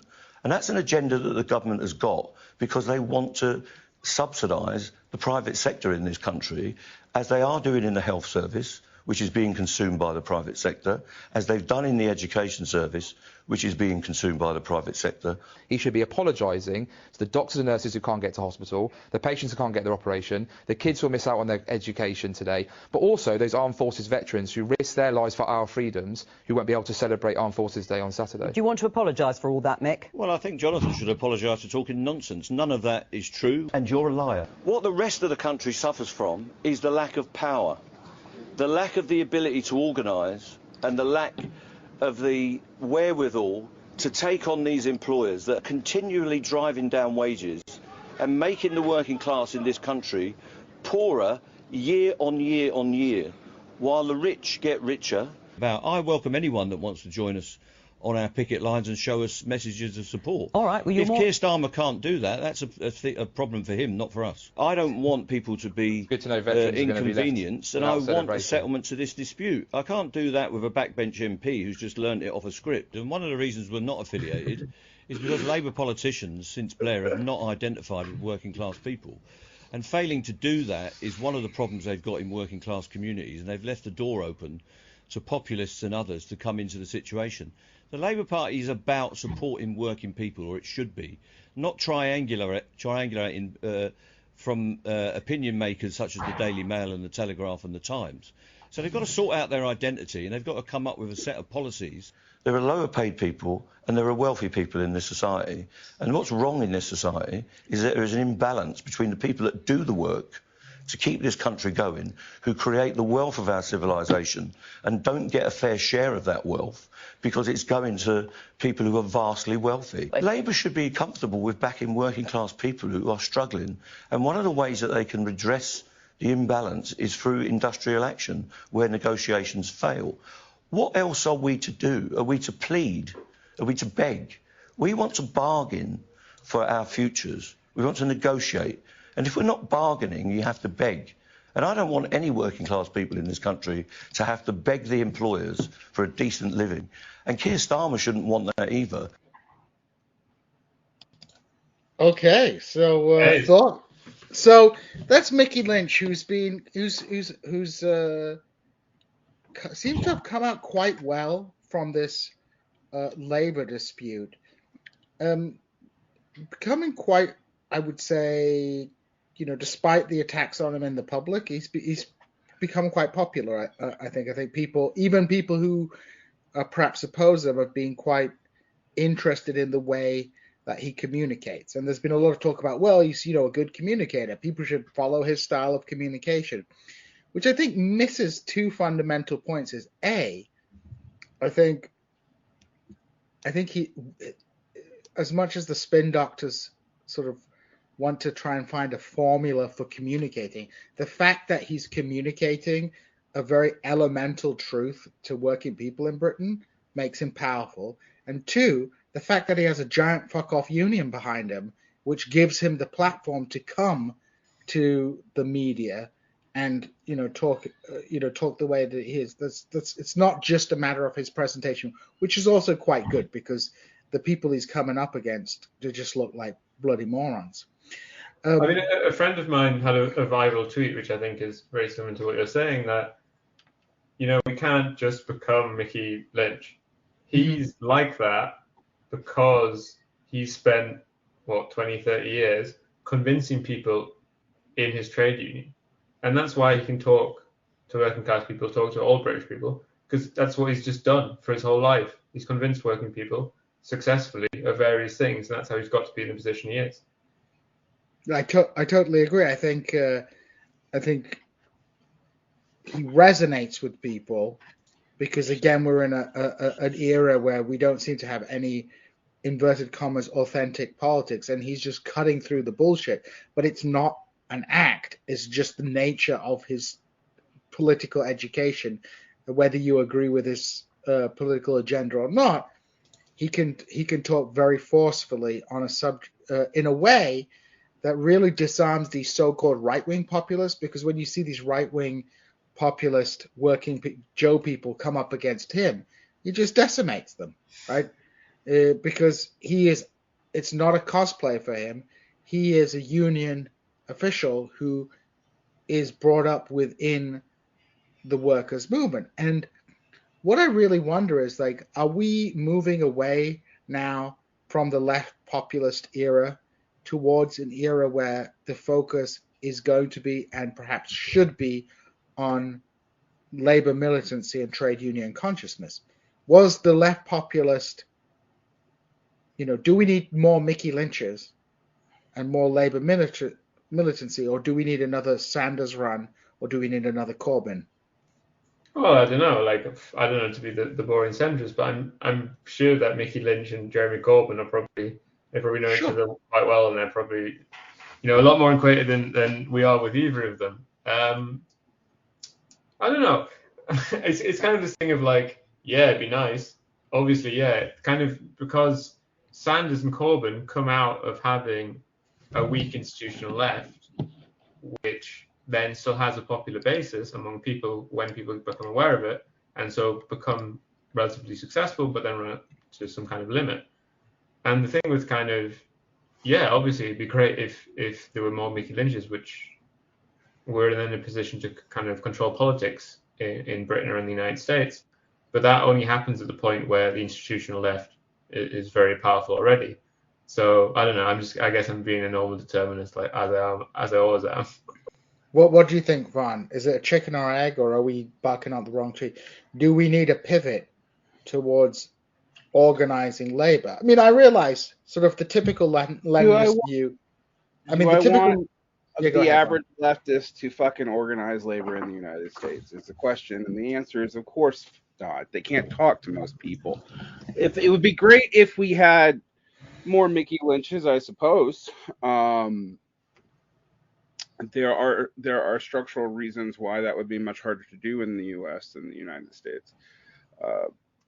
Chris Smalls has come to represent a kind of a new face of labor in the U.S., and probably one that speaks to a lot of people's actual, who they would meet on the job. Mickey Lynch looks like a very well-dressed blue collar chap, and to my grizzled American eyes, I don't know what his class markers are, but they don't seem particularly posh to me. But what the fuck would I know? So I mean, it would be good. The thing is, in the United States, the populism has been sold as a way to get your Mickey Lynches, not the other way around. So the people see them as totally intertwined. And there is some sense in which the leadership of, say, Amazonians United or the Starbucks union movement come out of people with backgrounds in the CPUSA, DSA, some various other Marxist and anarchist sectarian groups, the IWW, and they play a role in those unions, and a vital one. But once the unions exist and are codified in the U.S., they become immediately unpopular. For reasons that I don't think are dealt with. One thing I do think is interesting that Lynch speaks to, though, is where labor really has gone. I was going to talk to you guys about this because I literally saw an ad a couple weeks ago on Twitter for UK labor running off of the Floyd protest in the United States, only mentioning the US context as if it was British context and that their reform laws would address the issues that were. And I'm like, but I guess it must have been served to you because you were in America. You were in America, right? So it must be appealing to foreign Britons in America or something. There is an attempt, though. There is definitely, whether conscious or unconscious, and obviously for some people it is a conscious attempt, and for others it's just due to their media diet. There is this importation of American politics and American culture wars into Britain, where you do see, for example, on the conservative right, the same kind of weird cultural Marxism talking points being forwarded. And also on the left, Black Lives Matter and George Floyd acting as a spark for popular protest. So I think there is to borrow a phrase, when America sneezes, the whole world catches a cold. I think there is a gradual sort of spread out of American politics to the world and becoming a kind of driving force, or at least a powerful force in shaping discourse in those countries. Yeah, unfortunately, one of the things about the United States and Europe is, for all the complaints about our negative influence in Europe, and as far as I feel about the dangly bits off of Asia, they can pry as much as they want. We learned it from you anyway. So people were like, oh, Varn really hates Europeans, and they would be correct. But you can't build a program off of hating Europeans as much as I would like to. The thing that I see with the left in the English-speaking part of the European world, and I guess there is no English-speaking part of the European world after Brexit, but whatever.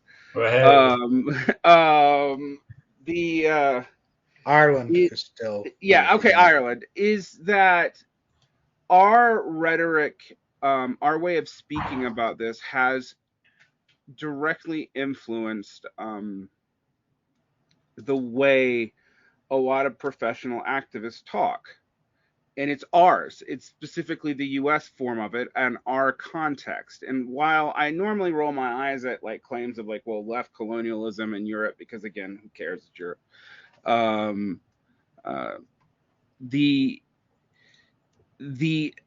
That limitation tells me that labor sees its appeal in stuff like you said, British expatriates, a certain class of people who are mostly graduate degree holders, around the world, and it does represent an Americanization of British politics, an Americanization that was also true under the Corbyn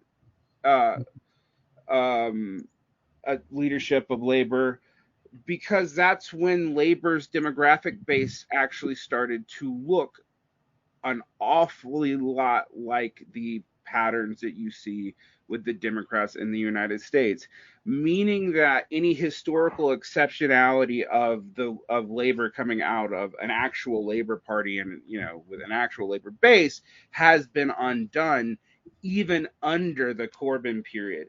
And that's something that I used to point out, and leftists in the UK got really angry with me. But then I was like, but you need to address this. It's not to say that there aren't working class people in the Corbyn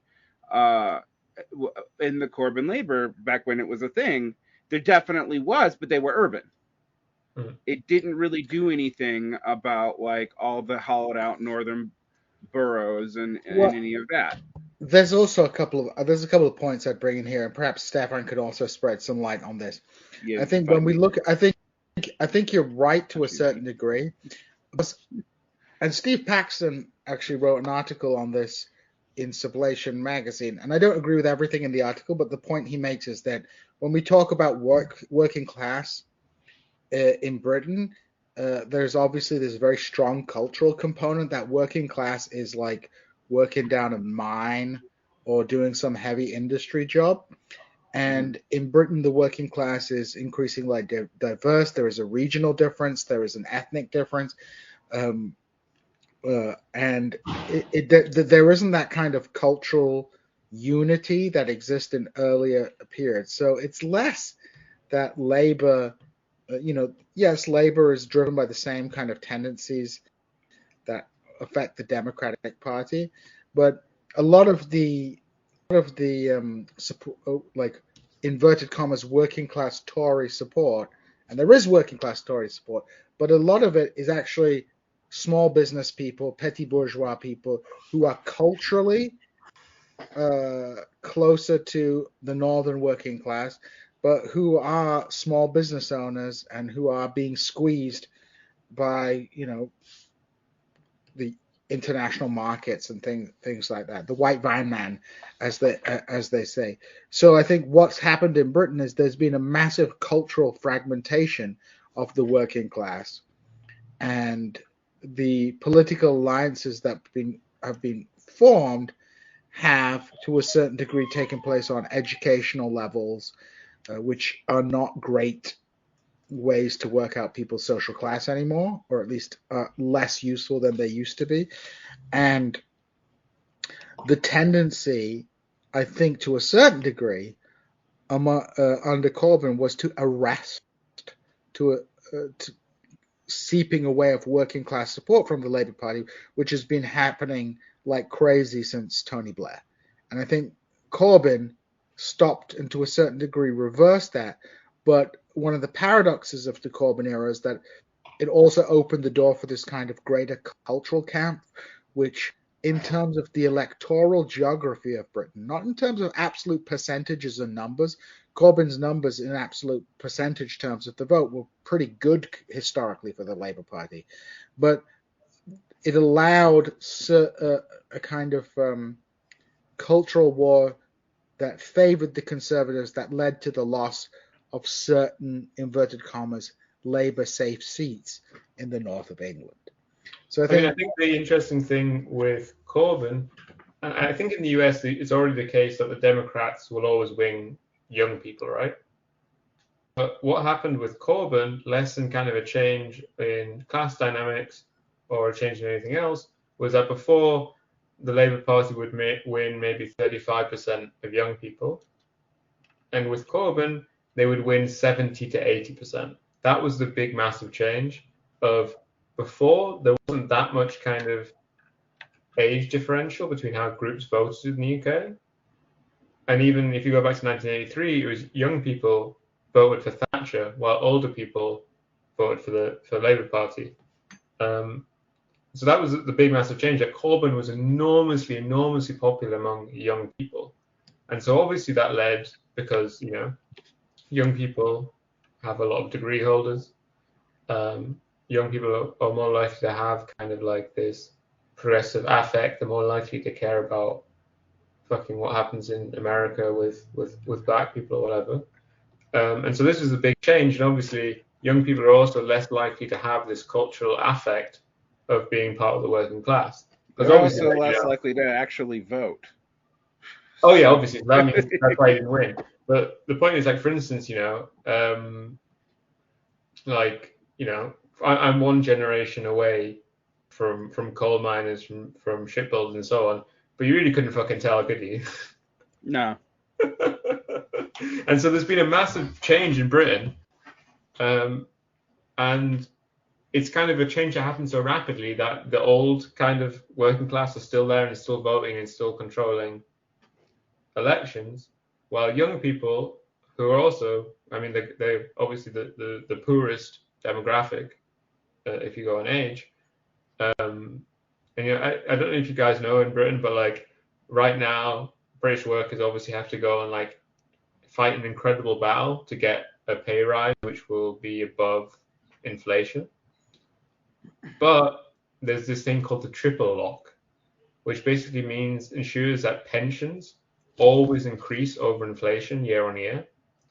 And so old people will automatically get an inflation-busting 12% increase in their pension next year, which is obviously good for them, but it shows kind of where the Tories are at, where for them doing something like this, if they didn't do it, it would be suicidal. But they're not going to give the same to people, non-retirees. But obviously this is a strategy of like Thanatos, you know?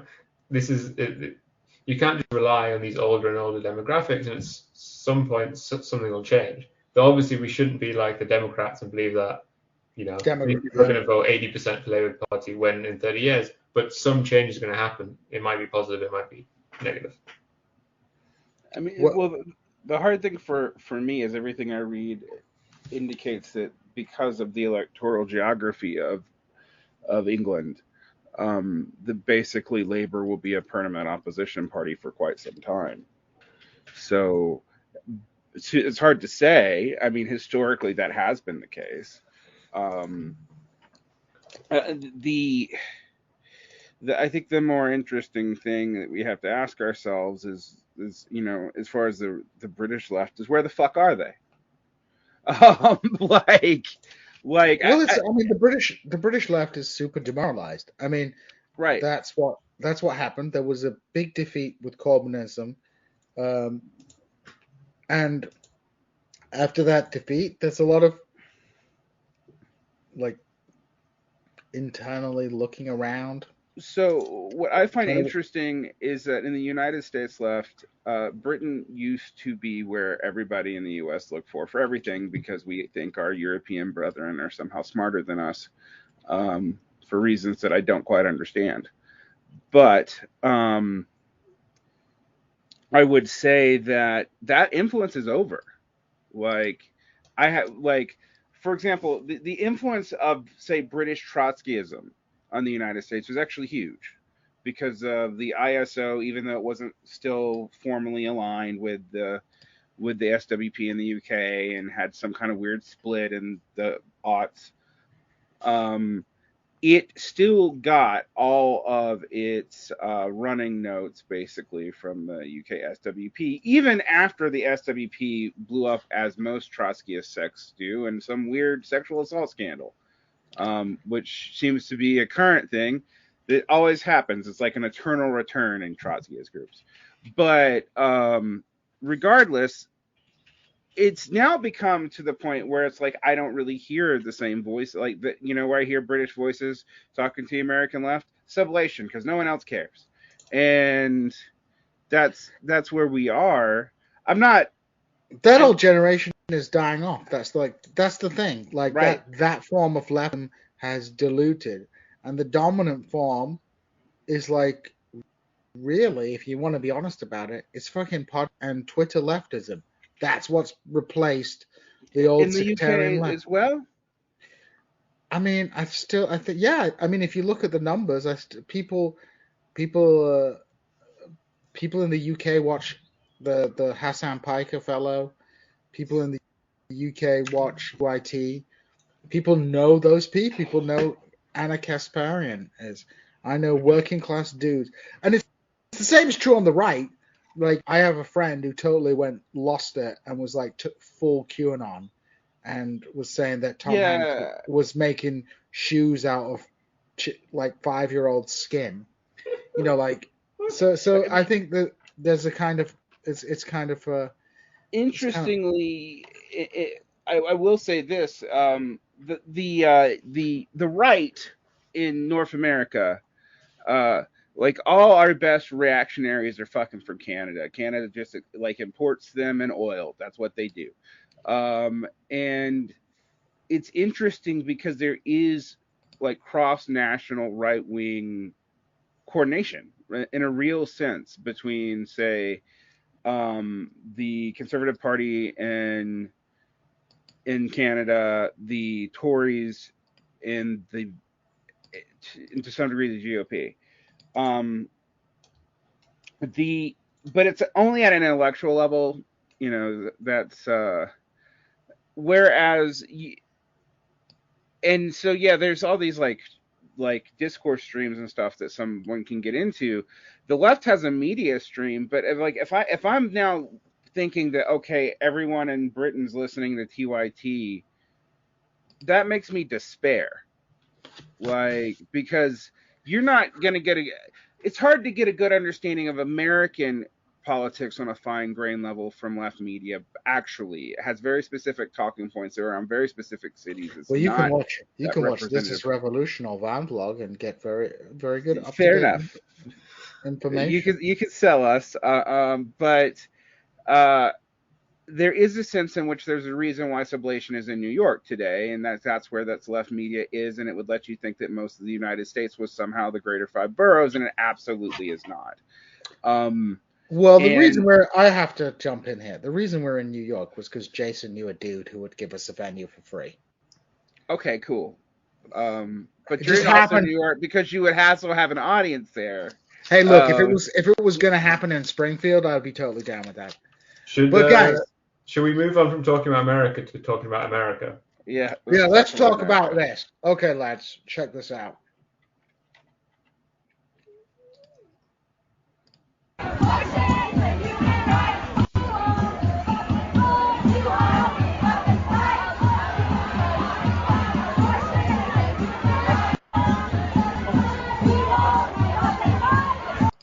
There you go, guys. I thought you were going to play the tear gas clip. Oh, dude, did you send me a tear gas clip? What did you send me a tear gas clip? I didn't send anything to you. I just thought that I assumed you were going to show us something interesting. I did see a tear gas clip. Okay, so for those of you who don't know what's going on, guess what? Roe v. Wade has been overturned by the Supreme Court of the United States, undoing a significant amount of time, nearly 50 years of legal precedent, and ending abortion in the United States. People who are not in the United States, Roe v. Wade does not end abortion in the United States, but it does allow states within the United States to now make abortion illegal. And of course, there are questions about how far they can make it illegal. They can make it illegal in their state. Are they going to be able to prosecute people who go to get abortions in other states or to go overseas? We don't know what that's going to do, but this is an important legal decision. To a certain degree, it already confirms existing trends we've seen, over the last couple of decades, more and more aggressive attempts to limit abortion in many American states. In my home state of Missouri, for example, I think the only the last abortion clinic is in St. Louis. So, effectively in many places, there isn't access to abortion anyway.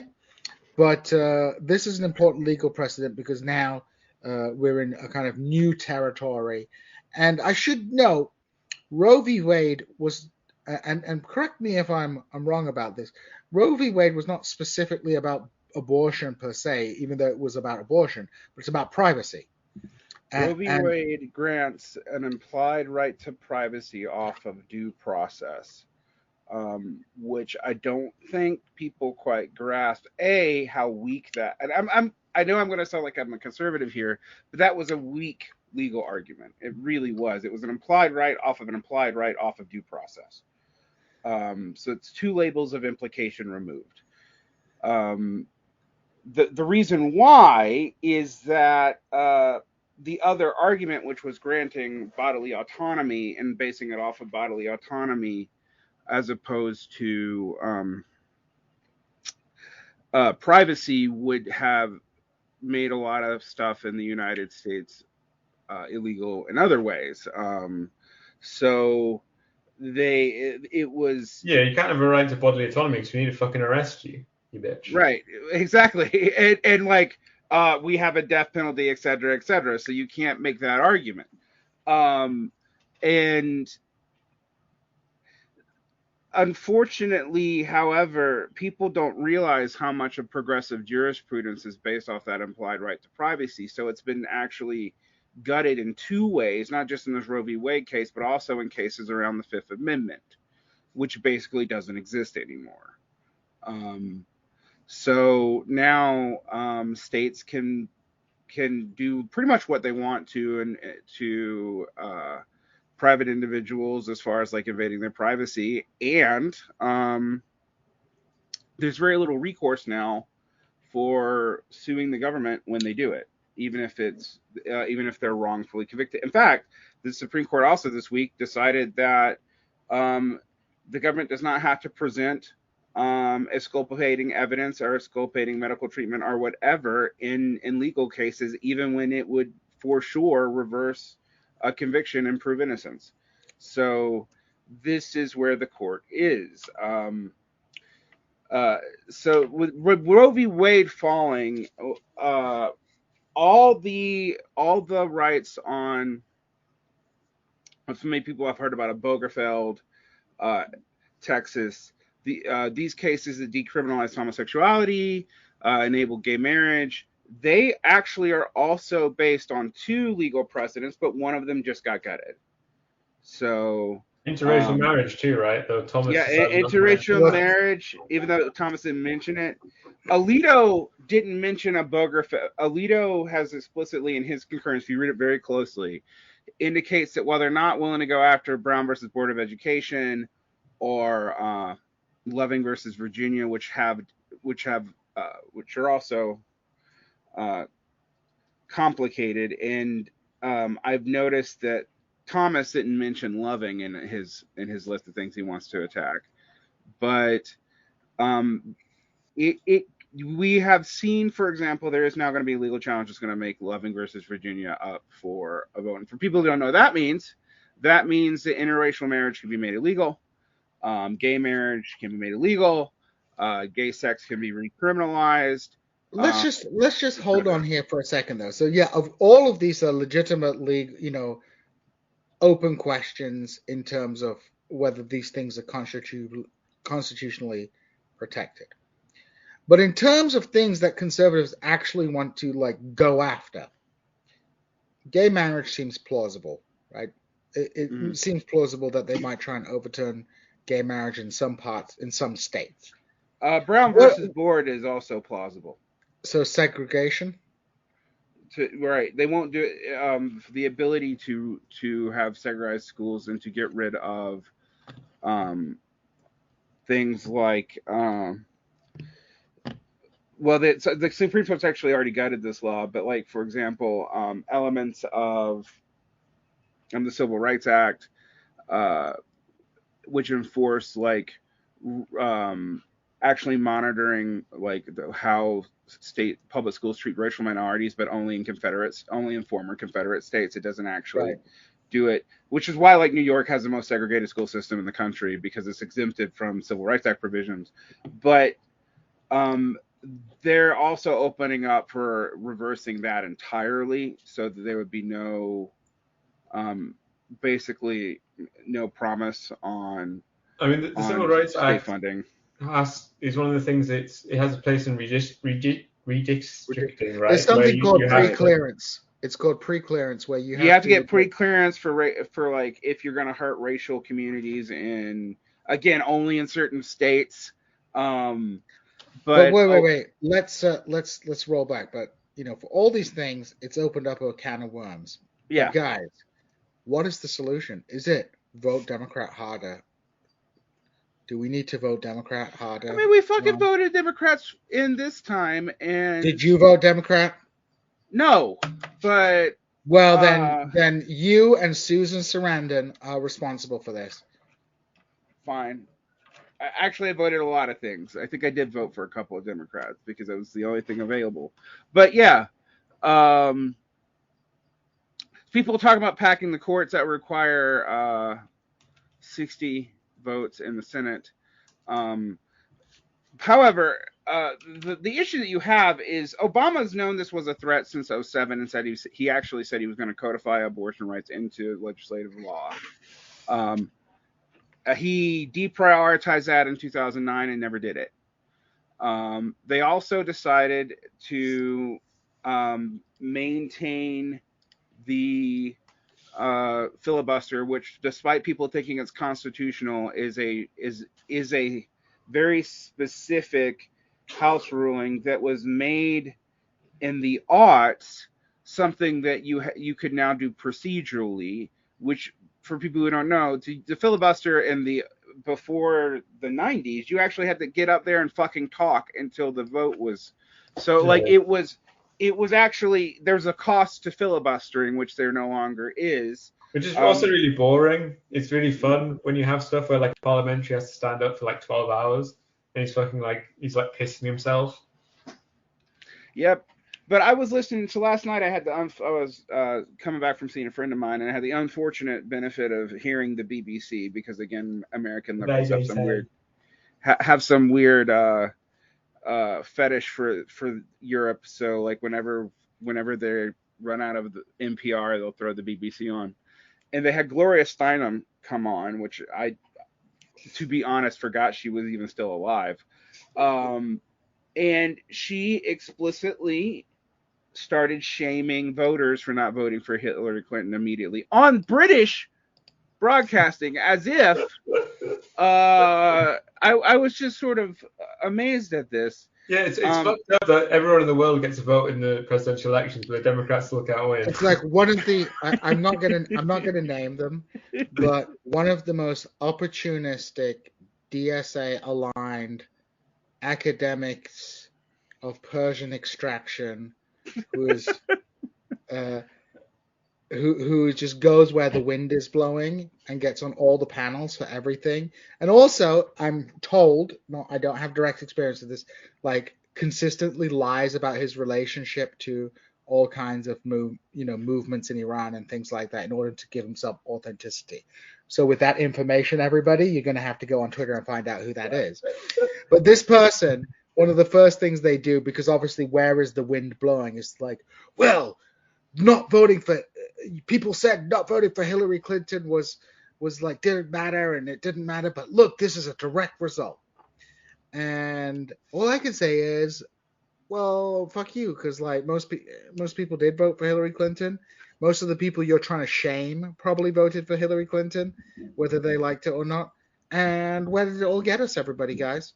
Like, this is not a problem of yeah. I mean, the Democrats, let me just put this out here. It's like, this is exactly what I was saying about the cognizant dissonance between like saying that the Republicans are fascist and bipartisanship.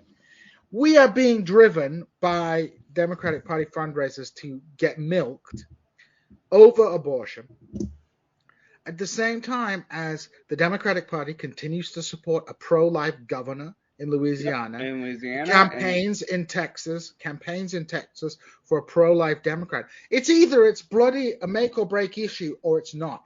And if they continue to do this, how can one take them seriously? Right. Tom Kaine voted for Amy Coney Barrett. That's all I got to say. Like that's Hillary's VP. All these jokers, right? They can't even be good partisans, right? If the Democrats, for example, actually, whether I agree with them or not, functionally provided some kind of break on, like the right-wing shift of the judiciary in a meaningful way, you might be able to make the case for them. But it's increasingly hard to make the case of even tactically voting for the Democrats when so much energy gets sucked up into voting for Democrats that there's no energy left up. And I believe this is a zero-sum question. I believe that like all the juice you're putting into electing Democrats, that is juice that is not going somewhere else more politically. And I can be persuaded that like trying to elect somebody sometimes matters. Like, I'm fine with having good, people in Congress. I'm not emotional about like, I can't vote for a Democrat. I hate Democrats. Democrats is a voting line. But with the leadership there is at this moment, it's very fucking hard to make that case that, might as well just let the Republicans do it. Embassies don't have to obey state law, right? Like on embassy land, it doesn't apply to them, does it? No, embassy reservations and a few other things would only be subject to federal law because the reservations are technically sovereign internal made. No, they're sovereign nations, kind of, but not really. Not really. And I mean, the objective should be like people who care about the right for abortion.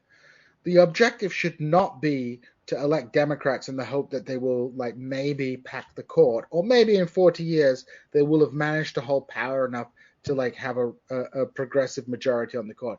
The energy, if you care about it, is to help people on the ground with abortion funds, and B, in political terms, organizing referendums in those states where there is a referendum process to constitutionalize or legalize abortion. Yeah, the problem that you're going to have with that is like we had progressive referendums here in Utah. All right, we passed a bunch of stuff. We passed legalized marijuana. We passed taking more healthcare benefits from the federal government, not letting them count Mormon charity as part of their meeting the standards need to be spent for, which is a very small thing. But for people who don't know, when you have matching federal funds, the states are supposed to do so much around that. One of the neoliberal things that Mormons pioneered under Reagan, and it was specifically Mormons, not just Utahns, was that the Utah state could count church charity as part of its meeting of obligations of spending out of its own money to meet when it takes federal money, which is absurd.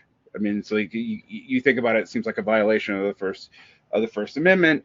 The other thing the court is doing is totally gutting the First Amendment. Boycotts don't count. yeah. So boycotts are not protected speech, but I can religiously. But states can be mandated to give religious institutions that proselytize money now, according to the Supreme Court. This has been a disaster. It's been a disaster for 2 years.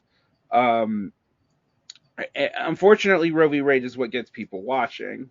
And why I made why I do want to emphasize some of what the liberals are saying. The precedent that this thing undoes has massive implications, particularly when you pair it with other rulings that this court has done in the last month. But Democrats don't really care. And we know they don't really care because this opinion got leaked 2 months ago almost, and they had their mailers ready for the day it would get reversed. They had fundraising calls ready for the day it would get reversed. But they had nothing, they did nothing for the day it got reversed beyond that. Now, yes, they tried to pass it. Mm-hmm. That the leak might have actually had the effect of like tamping down on outrage. Because if you told me like 4 months ago that Roe v. Wade was going to get overturned, I would be like, what the fuck?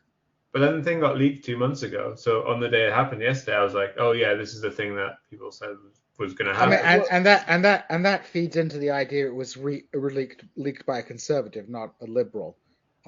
Which it actually did seem to force John Roberts to back the conservative wing of the court more than he felt comfortable doing, actually. So it did have the opposite effect than what liberals thought it would. It didn't put pressure on John Roberts to come up with a better compromise, even though he's publicly stated that he would have preferred that. He still felt like now he had to back the conservative end of the court up because of the leak. All this is to say, the other thing that might happen, and I want people to understand this, is the Democrats are not lying that the conservatives will try to pass an abortion ban. Will it go through? I am skeptical because even with the high end of their projected wins, the conservative faction of the Republicans needs people like Susan Collins to vote with them, and I doubt that'll happen. All of that is said, though, things are real bad, and the Democrats are trying to make an argument for voting harder under the circumstances, and some conservatives seem to be actually afraid that this might work, actually. I mean, even Trump has been really ambivalent on this ruling. I mean, from the Trump geopolitical perspective, this is something that's good to motivate your base, but you don't actually want to deliver on it. Yeah, I mean that's always been the argument. To the degree that Trump even has personal political opinions anymore, I don't think he gives a shit about abortion. No.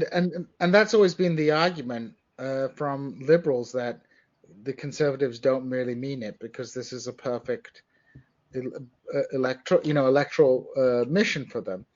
And the reality is that it just came to a point where it was no longer sustainable.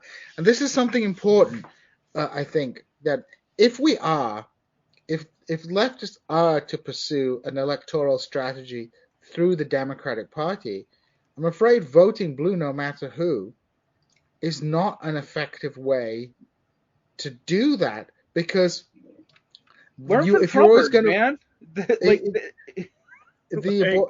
If you're because basically you don't have any leverage. Yeah, you're captured. Your game theoretically captured in a left coalition unless you are willing to cost purple seats to get leverage, and no progressive is willing to do that. And also, as far as left media goes, if we only let people like Jimmy Dore critique the Squad or whatever, then we're left with Jimmy Dore being the primary people critiquing the Squad. We have to be completely honest and say it's not just the DNC or the DCC that failed. It was everyone in this coalition who seemed to think that being cynical about this stuff would pay off, because the Republicans didn't mean it. Well, one of the things that you and I have gone back about privately, Gene, is we've talked about this, and I was going back and forth because I was like, well, evangelicals are a tiny group. It's funny because I'm hearing the BBC talk about the rise of the American religious right, and I'm like, that happened 30 fucking years ago. In fact, actually, that's over. The religious right's actually dying in demographic terms very quickly. But now, if you want their loyalty and they can make up marginal gains, you can actually give them some of the shit you've been taunting them with for decades, which seems to have been the play. And I want to point out that it was also the undemocratic parts of the American government, even from the pathetic democracy standards of the U.S., that did this because it shields people. But you will have a move for a federal abortion ban, and because I think people need to look at this strategically in the United States too. In red areas like Salt Lake, we have two Republican parties, right, in Utah, and the moderates actually consistently win. In areas that are purple, like Texas, Georgia, Florida, the marginal base makes the difference in a very tight race, and even though they're demographically doomed, their voters care and will come out. And so what you see here is in contested states is actually where the most conservative government pushes are coming from. And so it's the old frontier thesis, isn't it? It's like when you have like the hardcore nationalists don't come from the pure heartland; they come from the frontiers where they have to assert and fight their battles. Right. Well, you see this in the Jan 6 people too. Like if you look at the Jan 6 where they came from, they all come from like blue or purple states, and they're like right out. They're like in the suburbs right outside of New York, or right outside of Chevy Chase, Virginia. For people who don't know, that's basic greater DC. It's a Democrat stronghold. In these sort of places, that's where they're coming from. That's like the craziest radicals I meet are from fucking California, like right-wing radicals, like always. But what I was saying is they're also willing to, like, if people took the reforming the Democratic Party and make it a Labor Party seriously, and for whatever you think of the validation of that or not, or like if it's a valid thesis, which I'm skeptical, but you would not be progressive, loyal, blue, no matter who. You would actually be fucking the Democrats up in certain key purple districts to make them give you concessions so you don't do it more, which is exactly what the national conservative base under Trump really does. They will lose a local election to gain more power in the party to win in the long term, and it's worked for them. I agree. And it's like we don't see that here. Yeah, exactly. I don't, like, my personal opinion is I don't foreclose the possibility of doing some kind of electoral politics through the Democratic Party. but you have to play hardball because the Democratic Party is amorphous, and if you are not willing to metaphorically dump a Democrat over the side, then why even bother? Because you're not gonna convince people by nice words and persuasion. You're only going to convince them when their material interests are threatened. For example, there's no excuse. No progressive or leftist should be in Arizona giving Kirsten Sinema a vote, right? Or Joe Manchin a vote, just because. Well, they make things worse, right? Having a weak Democratic Party, even if, for example, you can make the case that it takes the edge off some of the harsher policies that Republicans could offer. It's really like an anesthetic. It's because you mask the problem for a short period of time, but when the problem does come back, it's worse and it's less sustainable. And this strategy, so for people who do believe in playing the electoral strategy, do that, but play the big boys. The liberals will not vote for you, right? The liberals will sell you out in a general election. Look what happened to that woman in Buffalo. She won the Democratic primary fair and square, and then the former mayor came back and screwed her over and won with Republican support. So if you want to play electoral politics, you have to play a bloody game, and you have to be willing to tank Democrats and hit them where it hurts until they are forced to extract concessions. Now, of course, there's other ways to extract concessions through labor organizing and things like that. But if we're talking electoral politics, redacted.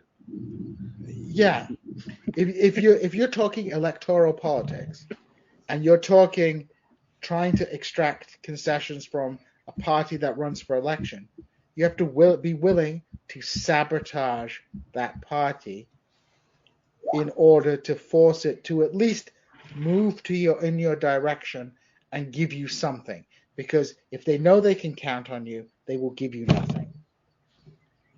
I mean, there's a lot of people. You know, I brought up embassies. Yeah, go ahead. I was thinking about Cuba doing abortions on embassy. That would be so based. That would be so based. First, I was thinking that Cuba could offer. I don't know if people know, but Cuba offers free medical attention, free medical training to American citizens. Yep. You just can't use it in America, but it's pretty useful to have. Yeah, and I was thinking about them offering abortions in Cuba, but obviously getting to Cuba is very hard for Americans, so it'd be a bit useless. But then I was like, they could just do it on fucking embassy grounds, but they don't have any consulates in states which are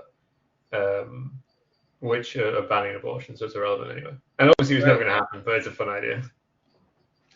Isn't it hard to go to Cuba? It's hard. You can't really go to Cuba easily from the United States, but you can from Mexico. But I didn't tell you that.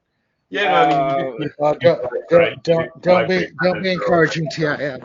But guys, we've been going on for 2.5 hours. I'm sure everybody is sick of listening to us blather on about stuff. Chat, are you sick of listening to us? Come on, say yes, because it's late. It's late in. Well, it's not late. It's 7:30. Dinner's on the table. And I hopefully, if all goes well... We've actually got more viewers now than we did an hour ago. I just checked. I know. That's crazy. But I will be back in the United States next week, hopefully, if all goes well. And saying farewell to this wonderful 6 months I've spent in the United Kingdom. And, I'm going to miss England, even though it's Turf Island or whatever you call it, Vaughn. I mean, it was a pathetic display from the two of us that you've been here more than 6 months and we failed to meet up. But we did try twice. We tried because, and you had COVID. My whole family had COVID, and you wanted to protect your grandma, which is totally legit. Yeah, it was COVID twice. Yep, the COVID-geddon, man. So much COVID. Yep, I was going to go to Wales. My dad got long COVID, And I got COVID when Stefan was supposed to come over, and he probably would have risked it, but he had to go back to his grandma's house, and he didn't want to give his grandma COVID. So it's been pretty. Perfect sense. I would not be. But hopefully, I'll be back in Britain at some time in the near future. It's been beautiful. Van, what's going on at Van Vlog? We have stuff coming out on quantitative easing, inflation. We have stuff coming out on the history of Henrik Grossman. We have stuff coming out on union organizing in the schools and the southern unions. We have stuff coming out. I have all kinds of stuff coming out. I got something with Left Reckoning coming out, some crossover. I heard about that. Yeah, which I want to thank TIR people, because that's why that happens. Normally, social democrats don't like to talk to me. So, I mean, for reasons that I don't quite understand. I don't know why social democrats might have. It's because you're so grumpy. It's because you're a grumpy badger. It's maybe that I've like called for things in certain time periods that maybe like I don't know that social democrats should maybe be kneecapped or something. But I'm trying to repair that. No one should kneecap a social democrat in their life. They should just try to talk to them into not being so loyal to the Democrats that they're basically useless. But yeah, the tactic is just not to really let on what your actual politics are. Yeah, exactly. I doubt Chad has any idea what I really think about anything. Which actually, and I will say this: in most municipal areas, if you wanted to like take a school board or whatever, and a lot of them you don't have to declare a party. You just don't. Like you don't have to. So don't. Like, Stefan. What's going on in the Stefan universe? I believe you'll be hosting some things in the near future. Yeah. Yes, I'm going to do the magazine show on Monday, where presumably we'll go through all the sublation things that we've done on abortion. Sounds good. Sounds gloomy. I've submitted my third article to Sublation magazine. I'm currently writing the fourth one. Is Alfie checking it for you? I don't know. I sent it in. I haven't heard anything. I haven't received it. I sent it to the Slack. Oh, I'm gonna have a look then. I'm gonna look in the Slack. What you can do in the Slack is tag me in the Slack, and I will. Yeah, but I didn't send it. I did it through the email thing. Okay, I'm gonna have to go in there and find it. Which channel did you put it on at least? I don't know. I did it in the email thingy. I sent it to that email. I said the same exact thing I did last time. Oh, fair enough. We can sort this out off air. That's what this is what happens when you go through the correct channels on air. On air, exactly. Go through the correct channels. Okay, guys. So it has been beautiful. Jason will be back with Pascal, hopefully, on Tuesday. I believe they're doing something on Afro-pessimism, so that should be wonderful. And Afro-pessimism, French optimism. French optimism and Afro-pessimism. And with that, we are out.